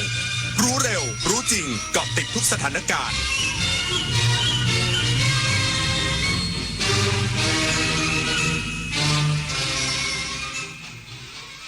รับฟังข่าวต้นชั่วโมง 23 นาฬิกากับธราวุฒิวิชัยดิษฐ์ครับสตง.พร้อมญาติผู้เสียชีวิตจากเหตุการณ์อาคารถล่มร่วมทำบุญอุทิศส่วนกุศลครบรอบ1 ปีเหตุโศกนาฏกรรมอีกสักครู่กลับมาติดตามรายละเอียดครับเพื่อนจะรีบไปไหนสตาร์ทรถทิ้งไว้ก่อนเดี๋ยวขึ้นไปเอาของบนออฟฟิศแป๊บนึงหยุดเลยสตาร์ทรถทิ้งไว้เปลืองน้ำมันนะแค่ไม่กี่นาทีเองพลังงานไม่หมดโลกมั้ง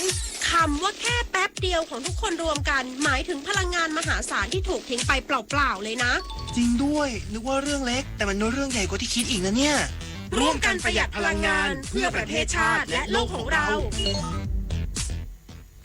ข้าราชการคือพลังขับเคลื่อนประเทศภายใต้นโยบายรัฐบาลดิจิทัลพัฒนาบริการภาครัฐเพื่อประชาชนให้รวดเร็วเข้าถึงง่ายและเป็นธรรมด้วยปณิธานซื่อสัตย์ต่อหน้าที่ยึดมั่นความดีมีจิตมุ่งบริการสืบสารงานเพื่อปวงประชา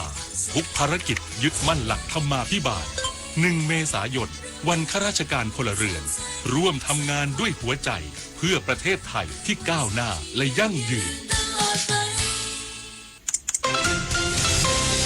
วิกฤตพลังงาน วิกฤตตะวันออกกลาง วิกฤตพลังงานเชิญชวนคนไทยประหยัดไฟฟ้ากันตั้งแต่วันนี้เริ่มง่ายๆปิดไฟที่ไม่ใช้ปิดเครื่องใช้ไฟฟ้าที่ไม่จำเป็นปรับอุณหภูมิเครื่องปรับอากาศที่ 26 องศาเซลเซียสสวมเสื้อผ้าระบายอากาศงดการสวมสูทเดินขึ้นลงบันไดในอาคารแทนการใช้ลิฟต์ลดรายจ่ายลดใช้พลังงานร่วมฝ่าวิกฤตครั้งนี้ไปด้วยกันจากวัตถุดิบท้องถิ่นสู่สินค้าสร้างมูลค่าจากท้องทะเลสู่โอกาสที่ไกลกว่าเดิมสินค้าเกษตรและประมง3จังหวัดชายแดนใต้ไม่หยุดอยู่แค่ผลผลิตในพื้นที่แต่พร้อมยกระดับเป็นสินค้าแปรรูปคุณภาพสูงด้วยเทคโนโลยีและนวัตกรรมขับเคลื่อนเศรษฐกิจฐานรากและเปิดประตูสู่อนาคตที่มั่นคง3จังหวัดชายแดนใต้พลังความร่วมมือสู่เศรษฐกิจที่เติบโต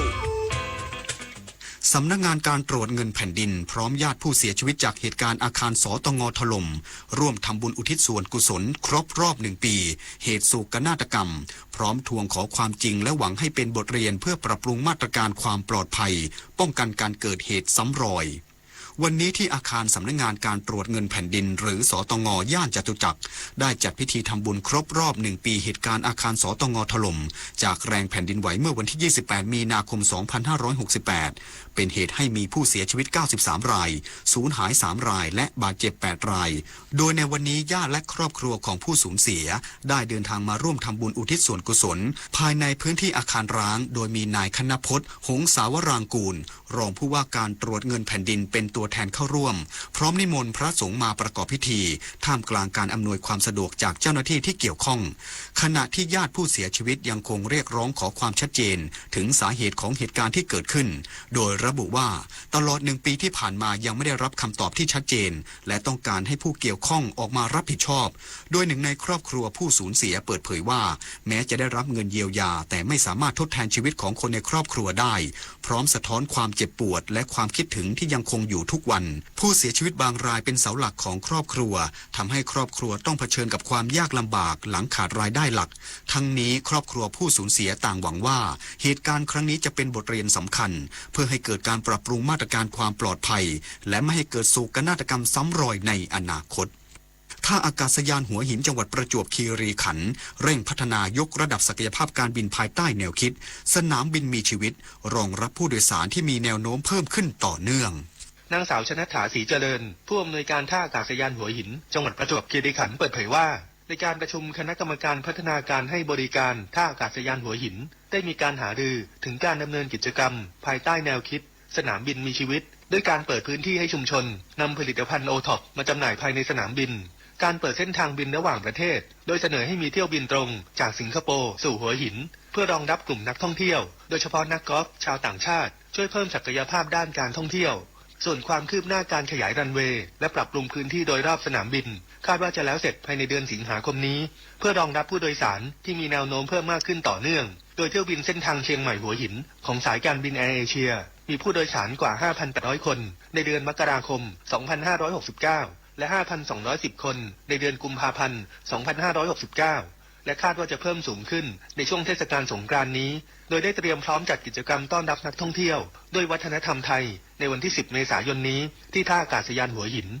ธนวัฒน์ วงศ์วิริยะวณิช สวท.ประจวบคีรีขันธ์รายงาน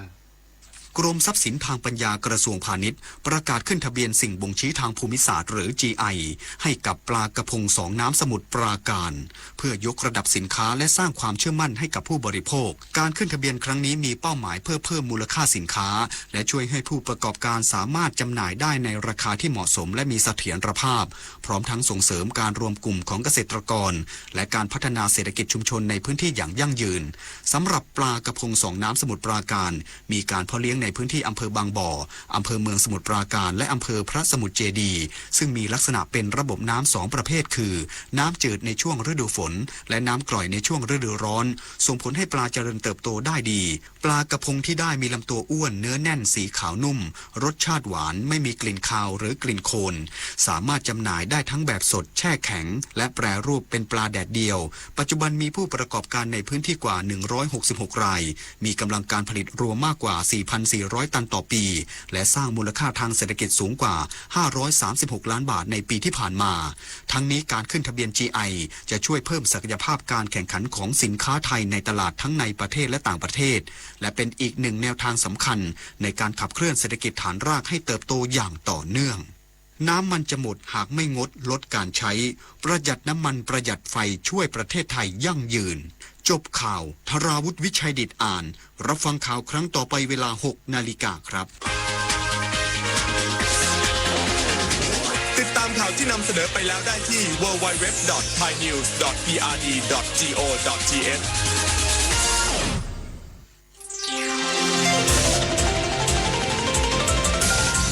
วิทยุแห่งประเทศไทย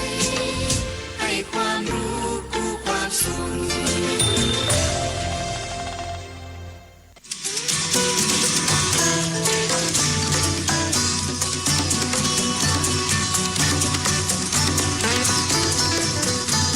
บนเส้นทางของถนนสายนี้เรามีบทเพลงเพื่อชีวิตดนตรีกวีศิลปะ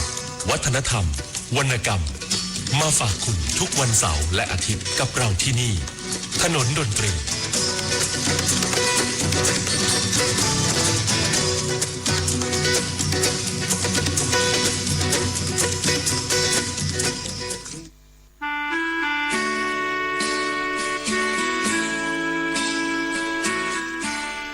สิ่งแรกที่เข้ามาในงานแล้วเห็นแวบแรกก็คือเห็นกลุ่มคนที่เป็นนายทหารบ้างอะไรบ้างกำลังรุมเกี้ยวหญิงสาวคนหนึ่ง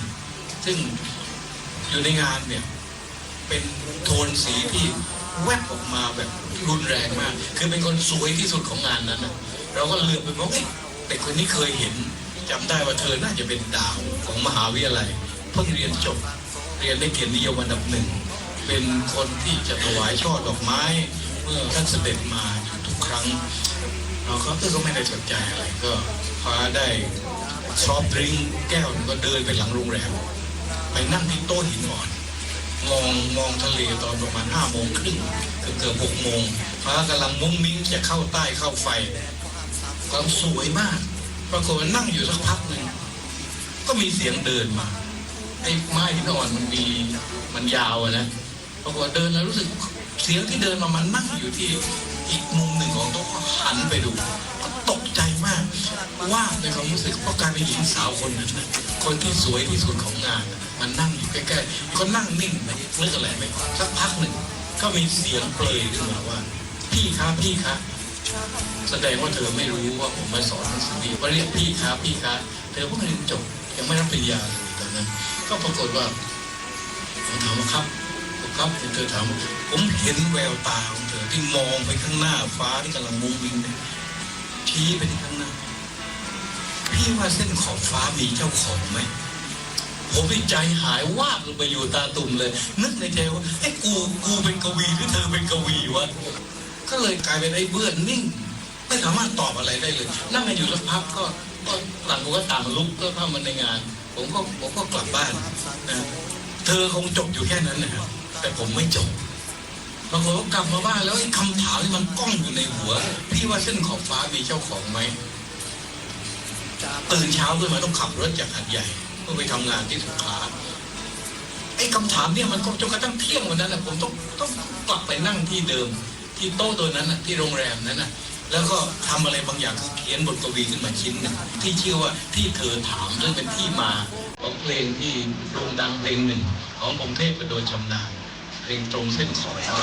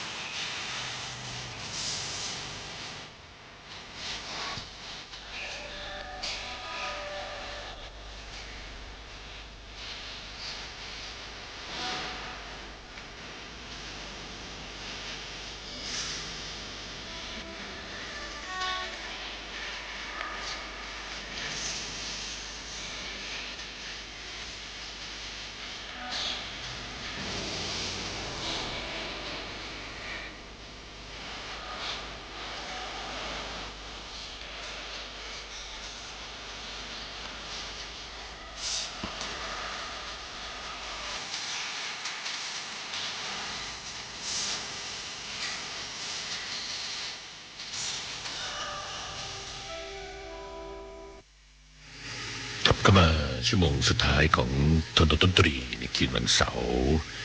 28 มีนาคมจะจามแล้วก็ผมพิญโยรุ่งสบายนะครับกับคุณบุญประกอบอบกลิ่นก็คมเสียงที่ห้องส่งที่วิภาวดีรังสิตนะครับเพลงที่ขอมาจากราชบุรีทาง0816346452นะครับตอนนี้มีหลายเพลงต้องชดใช้ให้เร็วที่สุดนะครับมีมอเตอร์ไซค์ห้างจากแพร่นะฮะวอลส์ทอบอจากร้อยเอ็ดแล้วก็ใครสักคนสันติภาพจากลมสักยังหาไม่เจอติดค้างไว้ก่อนละกันโอ้ชีวิตจากก็หมายของ8แล้วก็ที่ในเพจในที่ขอเพลงแพลตฟอร์มที่แอดมินช่างน้อยได้ทำให้ก็ยังมีหลายเพลงยังไม่ได้เปิดเดี๋ยวต้องทยอยเปิดในชั่วโมงนี้ให้นะครับทางไลน์ของทนดนตรีที่มีตอนนี้901ท่านนะครับเพลงเพราะคุณพิญโยจากป้าต่อยคุณพัฒน์438ดอกสุดยอดการออกแบบของครูตึงโชว์เทปคาราบาวชุดแรกๆมาเลยนะครับแล้วก็ที่มีออกอัลบั้มเป็น4อัลบั้มคือถึกมึนหรือเปล่ามองไม่เห็นถึกมึนมันแล้วกินใจแล้วก็เอาเป็นเทปคาสเซ็ตที่เป็นรูปเขาควายมาต่อกันอัลบั้มชุดนี้นี่ผมยังมีอยู่นะแล้วก็รูปเขาควายแล้วก็มีรูปนกพิราบสีแดงอยู่ตรงกลางนะครับตรงกลางเขาควายเนี่ยนะครับก็เป็นโลโก้ที่ออกแบบโดยครูตึงนั่นเองสอนมาการกล้วยครูตึงตอนนี้กลับบ้านที่จังหวัดสกลนครอำเภอพังโคนคุณตู่บอกมาครับขอบคุณมากเขามีคนหลงตึกลิฟต์ใช่ครับลิฟต์ก็มีที่ห้องออดิโทเรียมในตึกนี้มีลิฟต์อยู่สองโซนหนึ่งเป็นลิฟต์ที่ใช้สำหรับเป็นสำนักงานอีกโซนหนึ่งก็จะเป็นลิฟต์สำหรับห้องที่จะเอาไว้จัดกิจกรรมนะครับเช่นห้องออดิโทเรียมที่เราได้ไปทำหน้าที่กันมา3 ปีของทนดนตรีนะครับก็ถือว่าเราทำตามนะครับตาม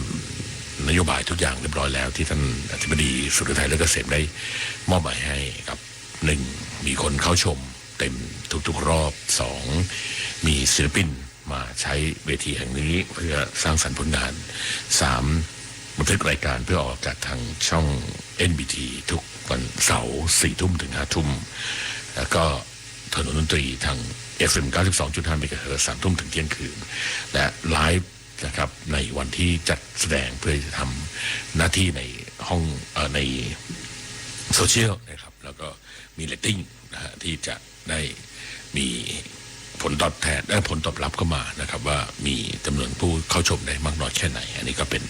ตามวัตถุประสงค์ที่เราได้ทำมาทุกๆประการไปที่เรียบร้อยแล้วก็นอกจากนั้นก็คือใช้งบประมาณอย่างจำกัดและใช้พื้นที่ของทางราชการให้เป็นประโยชน์กับพี่น้องประชาชนนะครับไก่ชนคนสู้และไม้ไผ่ครับ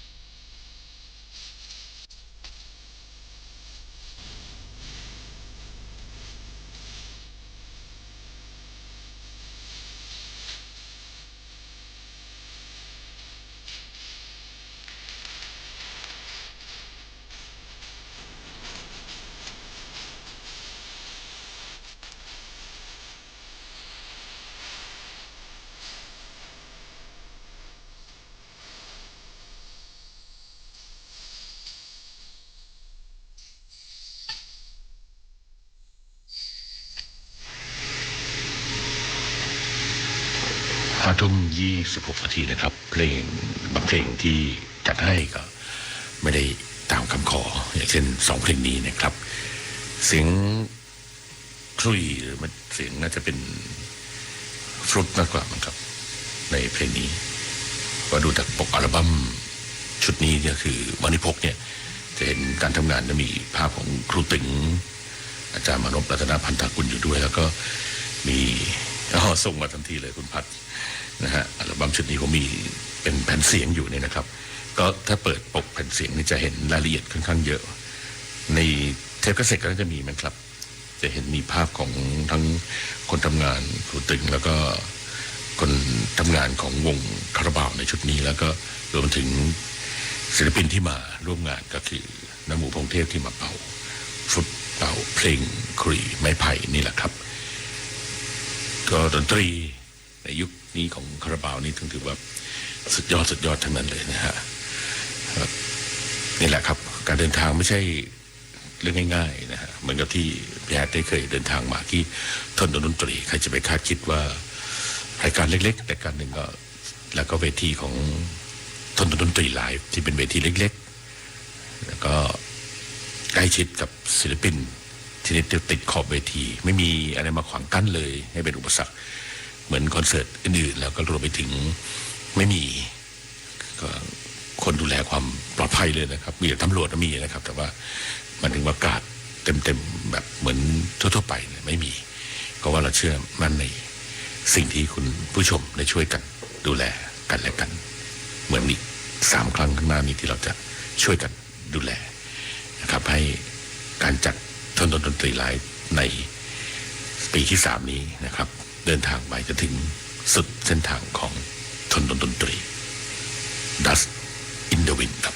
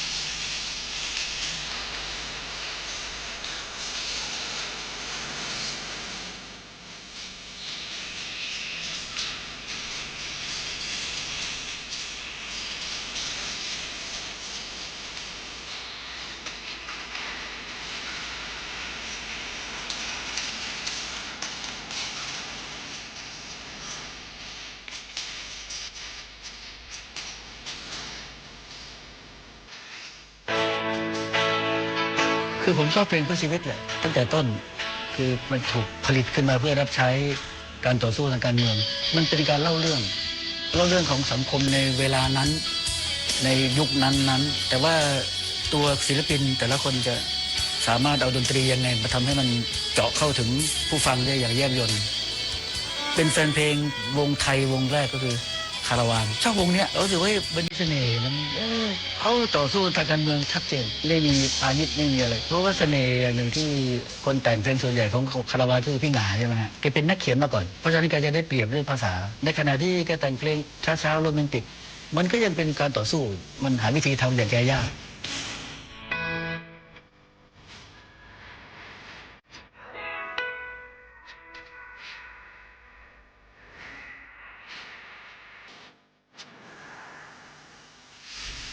5:41 นาทีนะครับชั่วโมงสุดท้ายก่อนทนดนตรีผมพี่โยรุ่สมัยและคุณบุญประกอบเพลงควบคุมเสียงเพลงที่คุณขอมาในแบบฟอร์มที่แอดมินช่างน้อยให้ไว้เมื่อกี้ยอดสมาชิกในไลน์เป็น901ทำไมตอนนี้เหลือ900หายไปได้คนหนึ่งแล้วก็ที่ขอมานี่ชื่อคล้ายๆกันนะเขียนด้วยตัวภาษาอังกฤษเนี่ยคุณโมดคุณโรดแล้วก็ฟังคล้ายๆกันคือจะฟังทางออนไลน์กับ YouTube ด้วยนะครับที่ขอเจ้าดอกทิชชู่งานเสกศักดิ์สิทธิ์ชื่อกลางแล้วก็ขอสำเร็จมาริหัวหน้านะครับคุณพัฒน์438นี่เก็บของที่เป็นบัตรคอนเสิร์ตที่เป็นเทปเป็นอัลบั้มต่างๆนี่มาละเอียดมากแล้วขอบคุณมากให้เกียรติผมมากเลยที่ให้ผมได้เซ็นใต้โลโก้ของคาราบาวเดิมเนี่ยนะครับในงาน15 ปีเสียงเพลงเสรีภาพใช่ไหมครับโอ้โหนานมากเลยแล้วก็ให้เขียนลายเซ็นของท่านให้ขอลายเซ็นของผมไปผมก็เขียนลายเซ็นไม่ให้ทับเรื่องของเขาควายของคาราบาวสวยนะครับอักษรสมัยก่อนนี่ก็คือพี่แอดเขียนเองมั้งครับอันนี้น่าจะเป็นอย่างนั้นนะฮะพอลายมือพี่แอดนี่ก็จะมือสวยด้วยนะครับนักออกแบบก็อย่างนี้นะครับก็เหมือนคุณวสันต์วงสว่างเนี่ยนะออกแบบให้ท่านดนตรีทำโลโก้ให้กับเสื้อยืดแล้วก็ให้โลโก้ให้กับท่านดนตรีมาตลอดที่ผ่านมาไม่ว่าจะงานกิจกรรมใดๆก็31 ปีต้องขอบคุณมากๆด้วยนะครับแล้วก็นั่งชื่นชมงานอยู่ที่บ้านเมื่อช่วงที่ผ่านมากับ3พี่น้องบนเวทีเดียวกันนะฮะต้องนั่งดูทั้งแบนเนอร์ทั้งโลโก้ทั้งที่ด้านหลังจอนี่นะครับเก็บรายละเอียดทุกๆอย่างก็ผู้ฟังเขาก็เก็บรายละเอียดทุกอย่างที่คุณจ๊อกได้ออกแบบนะครับเพราะว่าทุกอย่างมีคุณค่าทุกอย่างมีความหมายทุกอย่างมีความตั้งใจและก็มีสิ่งที่เป็นความผูกพันของเรื่องของการที่เราได้พบกันได้เจอกันนะครับแล้วก็ได้ทำทั้งกิจกรรมแล้วก็ได้มีความสุขความบันเทิงร่วมกันในทนดนตรีเรายังเป็นนักเดินทางผู้รู้ครับ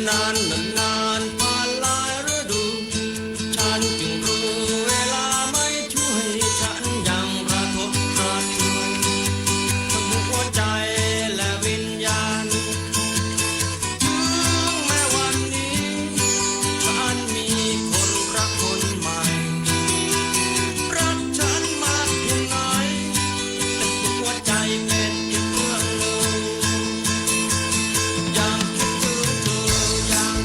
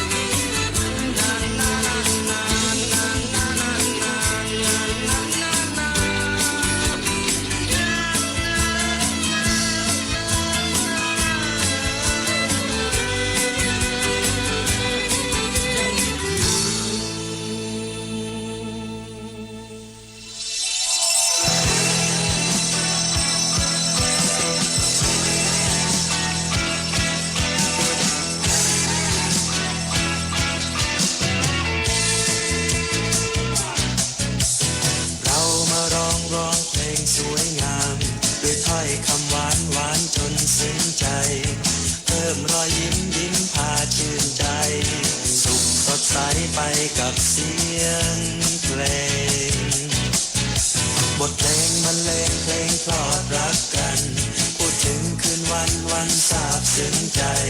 พูดถึงความหลังอะไรล่องลอยไปกับเสียงเพลงเราร้องทำนองคล้องจองกันไปร่าเริงหรือไทยสนุกสุขใจคลื่นเพลงขอมอบบทเพลงสวยงามขอมอบคำหวานจนซึ้งใจขอมอบรอยยิ้มพาชื่นใจเราล่องลอยไปกับเสียงเพล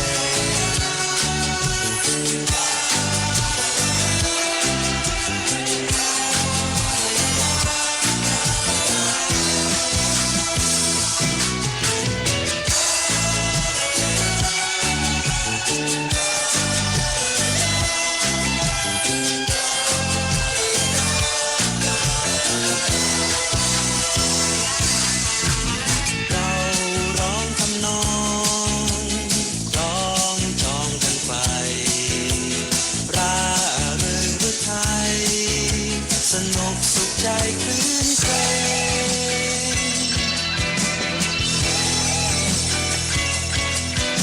ขอมอบบทเพลงสวยงามขอมอบคำหวานจนซึ้งใจ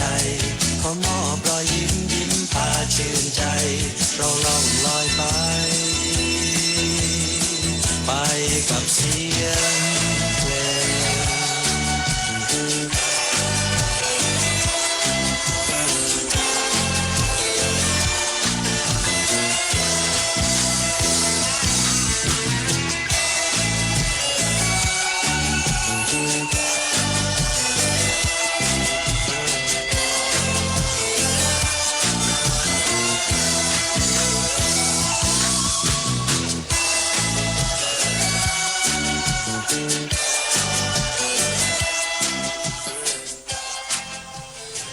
ยังมีอีกหลายศิลปินที่ผมก็ตั้งใจอยากจะเชิญมาให้ถนนดนตรีหนึ่งในนั้นก็มีทั้งพี่ป้อมพี่โตนี่แหละครับก็อยากจะมาแต่ก็คงอยากจะเชิญมาแต่ก็ยังยากเหมือนกันเพราะว่าเขาจะมีงานคอนเสิร์ตใหญ่ของอัศนีวสันต์ในเร็วนี้ด้วยนะครับก็ขอบคุณมากๆนะครับที่เราได้ติดตามของถนนดนตรีทั้งทางสถานีวิทยุกระจายเสียงแห่งประเทศไทยนะครับในระบบ FM 92.5 เมกะเฮิรตซ์ AM 819 891 และ 1,467 กิโลเฮิรตซ์พร้อมด้วยเครือข่ายทั่วประเทศและก็ในถนนดนตรีไลฟ์ที่เราได้ทำหน้าที่กันมา3 ปีในพื้นที่ของอาคารศูนย์ปฏิบัติการสื่อใหม่ห้องออดิทอเรียมที่เราได้เป็นผู้เริ่มต้นทำหน้าที่กันก็ได้สร้างตำนานในหน้าหนึ่งไว้กับบทเพลงเพื่อชีวิตที่อยู่ในพื้นที่ของกรมประชาสัมพันธ์แล้วก็ใน31 ปีที่เราทำหน้าที่ในวิทยุแห่งประเทศไทยการเดินทางของบทเพลงเพื่อชีวิตดนตรีกวีศิลปะงานวรรณกรรมแล้วก็ดนตรีสร้างสรรค์ต่างๆเหล่านี้นะครับก็เราได้ทำหน้าที่กันมาถึงในช่วงปีที่ผมจะต้องเดินทางไปอยู่ในภาคของประชาชนอยู่ในภาคของที่จะเป็นอะไรที่ไม่ได้อยู่ในเรื่องของตำแหน่งหน้าที่ใดๆหรือว่าอยู่ในการทำงานใดๆที่เป็นอยู่ในส่วนของการอยู่ในระบบแล้วก็จะต้องเดินทางออกไปตามเหมือนเส้นทางคันลองของพี่น้องประชาชนกันทั่วๆไปด้วยนะครับ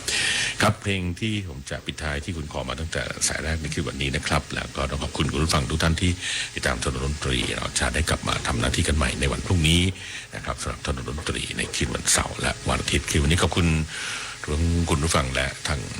สถานีวิทยุแห่งประเทศไทยทั่วประเทศนะครับทีมงานของเราคุณเมฆขันแก้วนรงศักดิ์นิยมทองเถิดจิตและการจัดการวัดสันวงสว่าง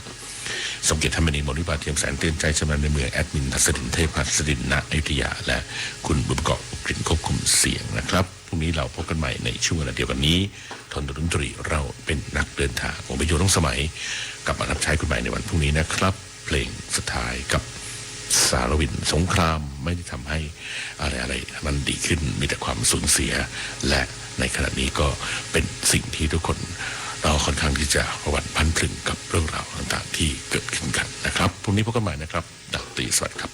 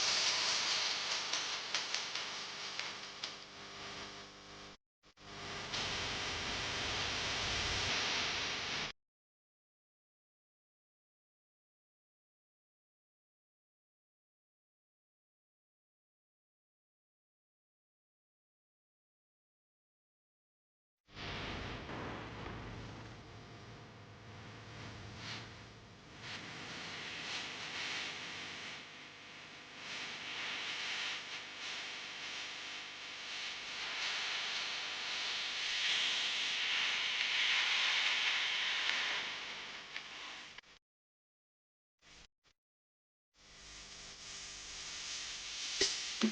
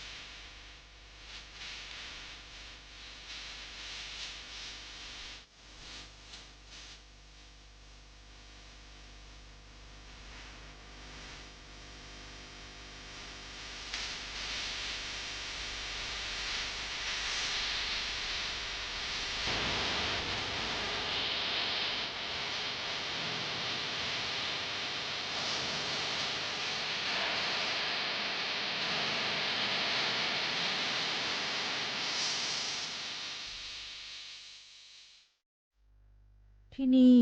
สถานีวิทยุกระจายเสียงแห่งประเทศไทยจังหวัดเชียงใหม่สำนักงานประชาสัมพันธ์ที่